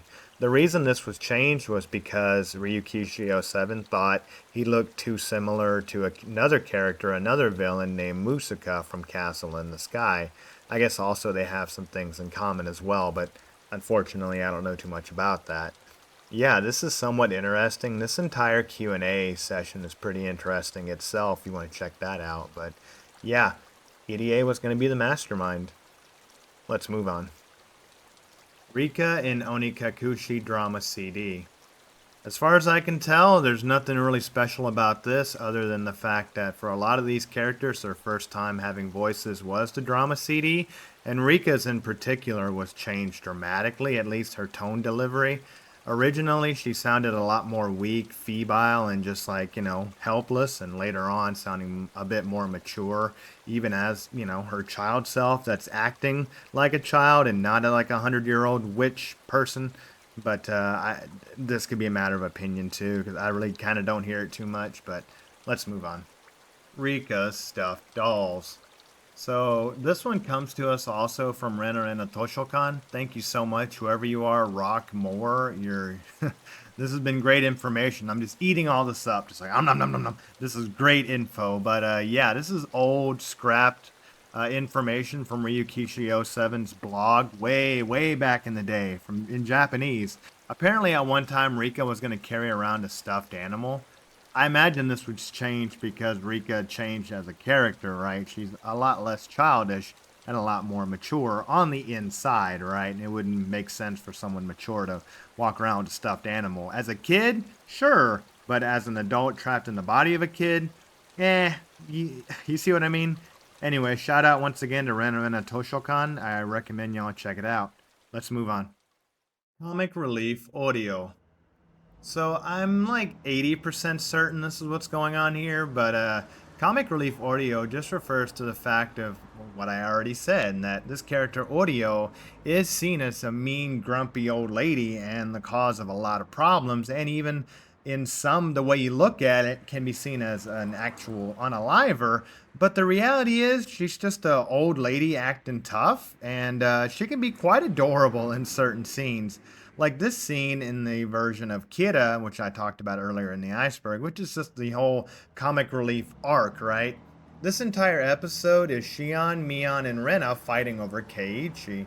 And Keiichi saying, I'm just going to pick one of you at random and let luck decide, right? And he accidentally picks Audio.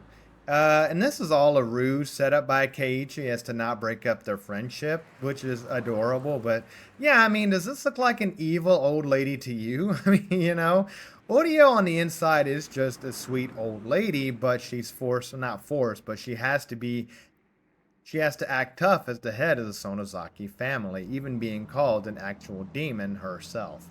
But let's move on. Gay Oishi. Yay, Luigi! Yay, Luigi! Yeah, that's about as close of a guess as I can get. Gay Uishi, if you do the research, number one, don't go Googling Gay Uishi unless you're ready. So apparently there's a lot of fan ships, fan fictions of Uishi and Keiichi together, which is, not good. But you know what? Hey, if I talk about anime girls, that's a big problem. But Oishi and Keiichi shipped, you know what? Whatever. I guess that's just fine. But no, there's no evidence of Oishi being gay. He's always depicted as like, well, not being straight necessarily, but he is depicted as being interested in women. But we never do see him with a wife or children or a girlfriend or anything like that in the entire series, as far as I can tell. If you know of anything about him being or not being gay, let me know. At the same time, it also really doesn't fucking matter. But let's move on. I want to throw this in editing. Sorry about that. I have no problem if you think Oishi's gay. That's perfectly fine. The fan fictions, it's all fictional, so nobody should care. The double standards is what bugged me, right? That's all. I mean, y'all know this if you've been watching me long enough by now. There's nothing wrong with these fan fictions, fan theories, and maybe Oishi really is gay, but at the end of the day, does it really change anything? No. But let's move on. Tamane. So, not much here. According to an interview with the 07th expansion, Mion had no twin sister. Now, they did have the idea to give her a sister after Onikakushi Ken, the first arc, but they didn't plan on her being a twin. Her name was going to be Sonozaki Tamane. I mean, as far as I know, there's nothing else here, no like illustrations or what she might have looked like. They were just like, hey, what if she had a sister? Oh, Tamane. And then they said, wait, what about Shion? You know what I mean? Like kind of one of those deals. But anyway, let's move on. Tatari Goroshi original ending. This one is really cool to do the research on because I was getting little bits and pieces here and there, and I think I got it put together. So, Tatari Goroshi, as you recall, is the third question arc. If you just watch the anime, you'll know it as a cursed killing arc in which Keiichi survives the Great Hinamizawa disaster, and he's the only one. If you play the visual novel, you'll notice that Shion did not die in the Great Hinamizawa disaster, but she unalived herself at a hospital after the fact, which is kind of an odd detail and kind of a blink and you'll miss it moment. Like, wait, what's that about?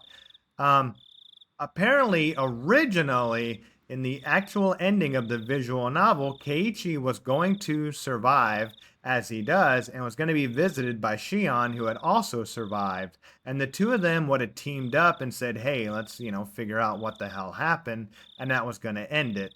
Although this was seen as kind of a positive ending in a way, which, I mean, everybody died, so I don't know about that. But, and apparently the remnants of this ending can be found in Kuradashi Hen, as we talked about many times already.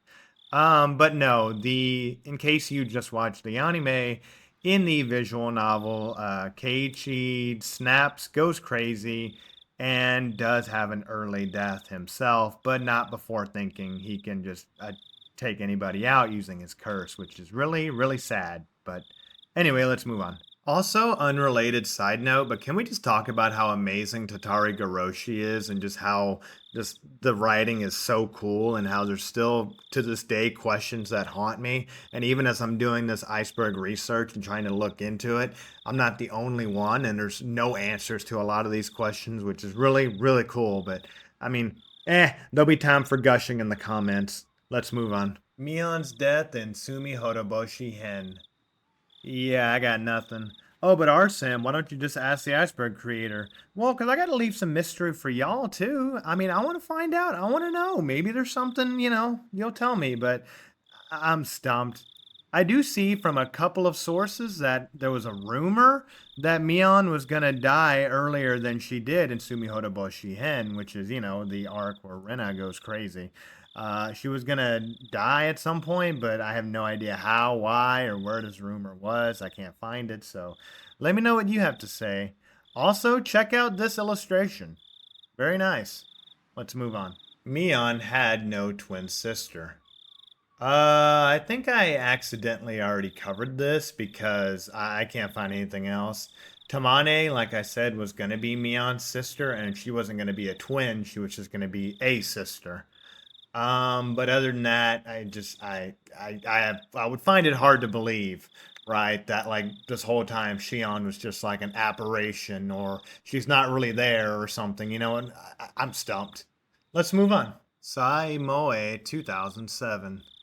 So just to be clear, the late aughts was peak internet, and we're never getting that back. And it's time you just got to rip that band-aid off and let it go. We're never going back to peak internet. It's all downhill from here. But anyway, enough about, feeling sad, right? Sai Moe 2007. Apparently, Sai Moe was an online popularity contest on Japan's 2chan or 2 channel. Basically, it was all the Moe characters of that year or characters voted in, and they were going to be in a tournament to see who was the cutest. And that year, Rika, our girl Rika, won as the most Moe character of 2007. Very nice. But yeah, that's all there is here. Just Rika, best girl. I mean, as far as being, move on.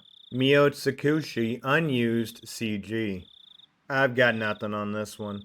What I think it's referring to is the fact that in Mio Tsukushi there is an unused plot device that involves a love triangle between Mion, Rena, and Keiichi. This was scrapped by Ryukishi07 himself, stating that it would change the character dynamics forever. Okay. But hey, you're the boss, sir. All I know is Rena x Mion x Keiichi is best ship. In fact, hell, Mion x Rena best ship. Hell, fan fiction. Right, gentlemen. But yeah, I'm not sure if this is what it's referring to, but this is the best I got for now. If I find it before I put this video out, I'll update the video. But if not, then this is what it is, I think.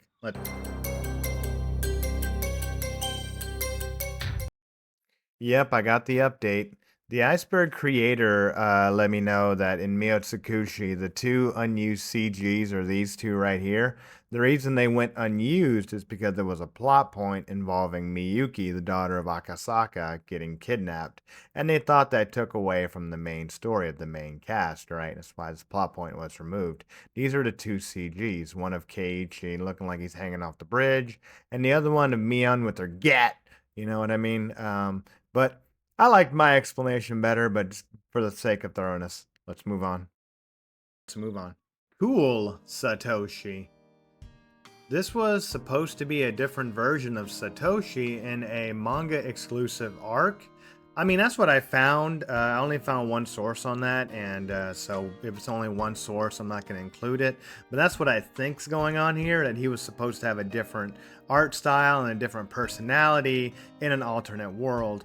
That's not satisfying, but I don't have anything else, so I'm going to give y'all some trivia on Satoshi. How about that? Apparently, Ryukishi07 intended to make him fatter than he is. Yeah, more chubby, but scrapped it because apparently the fans really liked him and didn't see him that way, which, what's the big deal? Let him be a little fat. And also, he's also based off a character named Masashi Sato from this visual novel called Two Hearts. I don't know. There's so many of these. I really got to learn Japanese because there's so many of these old school visual novels from Japan. I could never run out of entertainment. So anyway, other than that, if you know, let me know. But this is what I found. Let's move on. Anti-piracy measures. The only one I can find is the one I already covered about the GBA port, where if you can't prove that you got this game legitimately, then Rena will scold you and call out your IP address and things such as. Creepy, sure, but I was kind of hoping there'd be more than that because this is Higurashi, but whatever. There's this really cool video I found by Bass Skater on YouTube. Check it out. It talks all about this entire thing ad nauseum, in my opinion. But yeah, they made a great video and they deserve more love. Anyway, let's move on. Akasaka's original ending. Yeah, so Akasaka was supposed to die off in the time-killing chapter. So basically, he was going to ignore Rika's warnings, and his wife was going to pass away, unfortunately, which would have drove him to insanity, the Hinamizawa syndrome, and he would have passed away himself. But this was scrapped as Ryukishi07 just loved the character that much, and the fans are a huge fan of his as well. Which is pretty neat to think about. And when you think about it, at Higurashi Kai, he is kind of a deus ex machina, right? So it's kind of like, well, like he was an afterthought to be written in, like he wasn't originally planned for the story. That's my opinion, though. I don't know. Let's move on. 0 kill count hatchet. This refers to Rena's cleaver, which is actually a nata. I know it's called an axe and a hatchet, but it's supposed to be a nata. Anyway, yeah, it's something you don't think about, but the reality is Rena never killed anybody with that weapon. I mean, you know, really think about it. It's never bloodied anybody. Now, don't get me wrong, she tried to with Keiichi, but yeah, just some interesting little factoid. By the way, the illustration you're looking at right here, Takahashi Takeuchi of Type Moon drawing Rena Ryugu, and that looks amazing. That might be like the best Rena I've ever seen. And yeah, Ryukishi drew another character, Akiha Toa from Takeuchi, and well, it's just, yeah, it's, let's move on. Shion abused Sadako in Tatari Garoshi. Oh boy, this one. So this is a fan theory, so I mean, this is not canon, this is not proven, but it attempts to tie up all the loose ends in Tatari Garoshi, with the missing element, the key element being Shion, and the assumption that we all have that only one person is going through Hinamizawa syndrome at a time could be false, and in fact, multiple people, Keiichi, Satoko, and Shion, are all experiencing Hinamizawa syndrome at the exact same time. Let me explain. So, first we have to review the events of Tatari Garoshi. Remember I said I love this arc because there's a lot of unanswered questions, and even I'm still freaked out thinking about, well shit, that doesn't make any sense. I still don't understand. So in Tatari Garoshi, Satoko's evil uncle Teppei returns and begins to abuse Sadako, right? Keiichi finds this out and basically goes crazy. Remember 1500 seconds, alright? He decides he's going to take out Teppei himself, and he devises his whole plan. His plan works. We follow Keiichi as he ambushes Sadako's uncle and is successful in taking out Teppei and burying the body, or so we think. The next day, Keiichi confronts Sadako saying, "Hey, how's it going? Your uncle's not around, is he?" Which Sadako gets upset and says, yeah, he is around actually, and he bullied me and abused me, and like, you know, why are you being a douchebag? Now, at the same time, Rena and Mion are talking about Keiichi being at the festival, which he clearly was not. We followed him as he was taking out Teppei.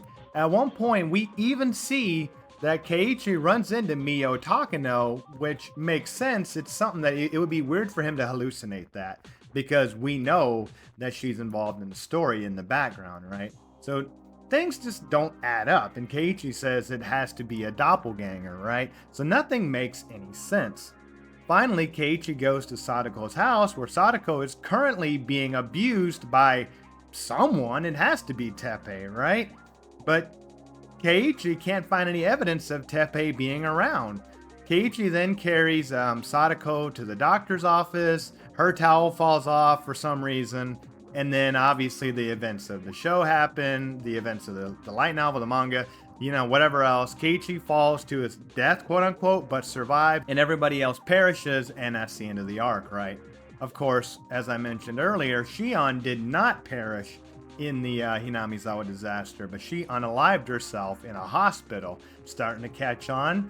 Yeah, Shion in Tatari Garoshi isn't even a big part of the story at all. She's shown up in the first episode, and then we barely see her at all throughout the arc, right?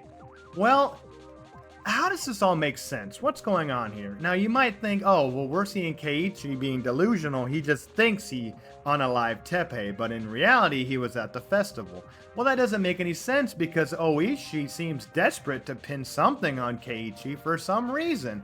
And when they're digging for the body, well, by the way, they discover Keiichi trying to find the body.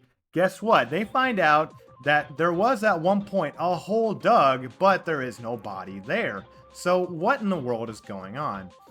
Well, If you recall in the next arc, or I believe 2 arcs later, well, what if Keiichi actually did take out Teppei and the village is complicit in covering it up? We see in a later arc, Horoboshi, that Mion actually has a body dug up and hid somewhere else with her family's influence. Remember that? So that could explain the body being gone, right? So that would mean Shion might know about this body being missing thing going on. And we already know that outside of the events of Watanagashi and Miyakashi, Shion loves Sadako, right? So what if here she doesn't? What if instead she replaces Teppei as being the abusive person here? And that's who was abusing Sadako wasn't Teppei, but Shion. And of course, Sadako going through Hinamizawa syndrome, right, wouldn't know the difference. Of course, there's still a lot of holes here, like where is Shion during the story, but it would explain why Shion was going crazy and unalived herself in the hospital, right? There's still loose ends, but it's a really, really neat rabbit hole to go down, and I'm glad I can go down that with you. You know, this isn't my theory, but yeah. So was Shion the one abusing Satoko, at least after Teppei was unalived? Or was Teppei unalived at all? Was Keiichi just going crazy? Was he at the festival the whole time? Or actually, was he nowhere? And was he just, you know, banging Mion and Rena somewhere else? You never know. I mean, heck, why not? What if Skeletor was, you know, there? Who knows? What if Scooby-Doo was there? So I love this series. Thank you, Ryukishi07. Let's move on to the next one. Yarudora Doublecast. I want y'all to know that the Iceberg creator is amazing. I mean, to dig this up is incredible. Yarudora Doublecast is a late 1990s Japanese PC game that was pretty popular. It's got a little series going on, and apparently it's hidden horror, you know, kind of like a DDLC or You, Me, and Her, something like that, right? Where it looks innocent and charming, but there's a horror aspect to it going on in the background. Now, why am I talking about this? Well, I couldn't find like direct sources, but in a few places it stated that Ryukishi07 was a big fan of this series and even modeled Rena and Mion, at least their crazy side, off of the main character here, whose name, guess what her name is? Akasaka. That's right, just like our boy Mamoru Akasaka. Oh, and you want to know what our main character from Yarudora, what her other name is, what her given name is? It's Mitsuki Akasaka. And what is Akasaka's daughter's name? Miyuki. So you can't tell me there's not a connection there. That is so cool. And plus, Yarudora sounds like an interesting game. I'm interested to check it out myself. Is that something y'all might be interested in? I got too much going on. I love y'all. Anyway, this is amazing. Wow, just incredible. How is this game? Let me know. Anyway, let's move on. Also, it'd be remiss not to mention that apparently Yarudora inspired School Days as well, at least some parts of it. This is according to this one website, so I mean, take it with a grain of salt, but there you go, another connection. Anyway, next, let's move on. Takano's cat. So not much to say here. Apparently Mio Takano at one point was going to have a cat. This would have been a way for her to give off exposition while not sounding too unnatural, you know, basically talking to the cat like, my plan is almost complete, mwahaha, you know what I mean? This was scrapped because Ryukishi ran out of time, so we almost had Catwoman Takano. Oh well, that's pretty crazy anyway. But with that, let's move on. And finally, the final entry. Who gave Miyoko the coin? Well, I mean, really, at the end of the day, there's really not much here. So this is Miyoko Tanashi, who is actually Mio Takano as a child. Now, you may or may not know this, but in the events of the story, she has quite a tragic childhood. After losing her parents, she has to go to an orphanage. She's able to escape. She comes to a phone booth where she miraculously, and the story calls it miraculously, finds a coin that someone left behind. She uses that coin to call her grandfather to pick her up, and from there the entire events of the story take place. You know, for example, Miyoko talks to Hifumi, who tells her about the Marco Polo Bridge and gets her excited about the Hinamizawa disaster. You know what I mean? Everything is set into stone after her parents are unfortunately expire, and the game says she miraculously found a coin that someone left behind.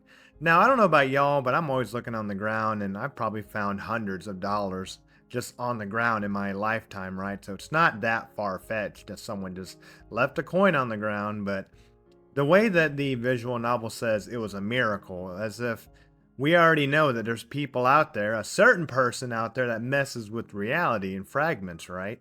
So is it possible that you know who was old Frederica Bernkastal put that coin there for some reason? Who knows? Anyway, with that, alrighty, everyone, that was the Higurashi no Naku Koro ni Iceberg. Thank you all so much for being here. Thanks for being a subscriber. Thanks for being a member or becoming a member, hopefully. Thanks to the Iceberg creator, of course. They're amazing. I mean, it's like 2 in the morning right now as I'm recording this, and they've been messaging me all night, helping me out. I want to give a special thanks to, I haven't mentioned this yet, but to the YouTube channel Mr. Hunteru. He reached out to me, a much smaller channel, and offered me to be a part of his collaboration Higurashi Iceberg event. But unfortunately, I did turn them down as I was already working on this. I was already past the first layer, and I was like, man, I gotta keep going. So, but they're very, very, very nice to me and understanding. Probably the nicest big YouTuber I'd ever met. And they're planning an iceberg of their own, but with a much larger community. So when that comes, I hope you'll check them out. But at the end of the day, my audience, y'all were asking me for another long form anime video, and here you go. But check out Mr. Hunteru's channel. I'm going to link it below. Other than that, guys, I want to say thank you. This iceberg was amazing and meant a lot to me.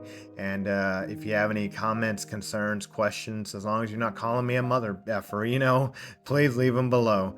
I'm certainly grateful. And once again, thank you all so much for being here. Hope you have a happy holiday. You know what? Merry Christmas, tell them. Merry Christmas, happy holidays, anything, all that. Thank you all for being here. I have another iceberg planned. So if you want to find out what that is, come to my Discord and hang out with me. We can play some video games, chat about nonsense, whatever else. So anyway, thank you. Thank you so much. I love you all, and I hope you love this series as well. Y'all take care.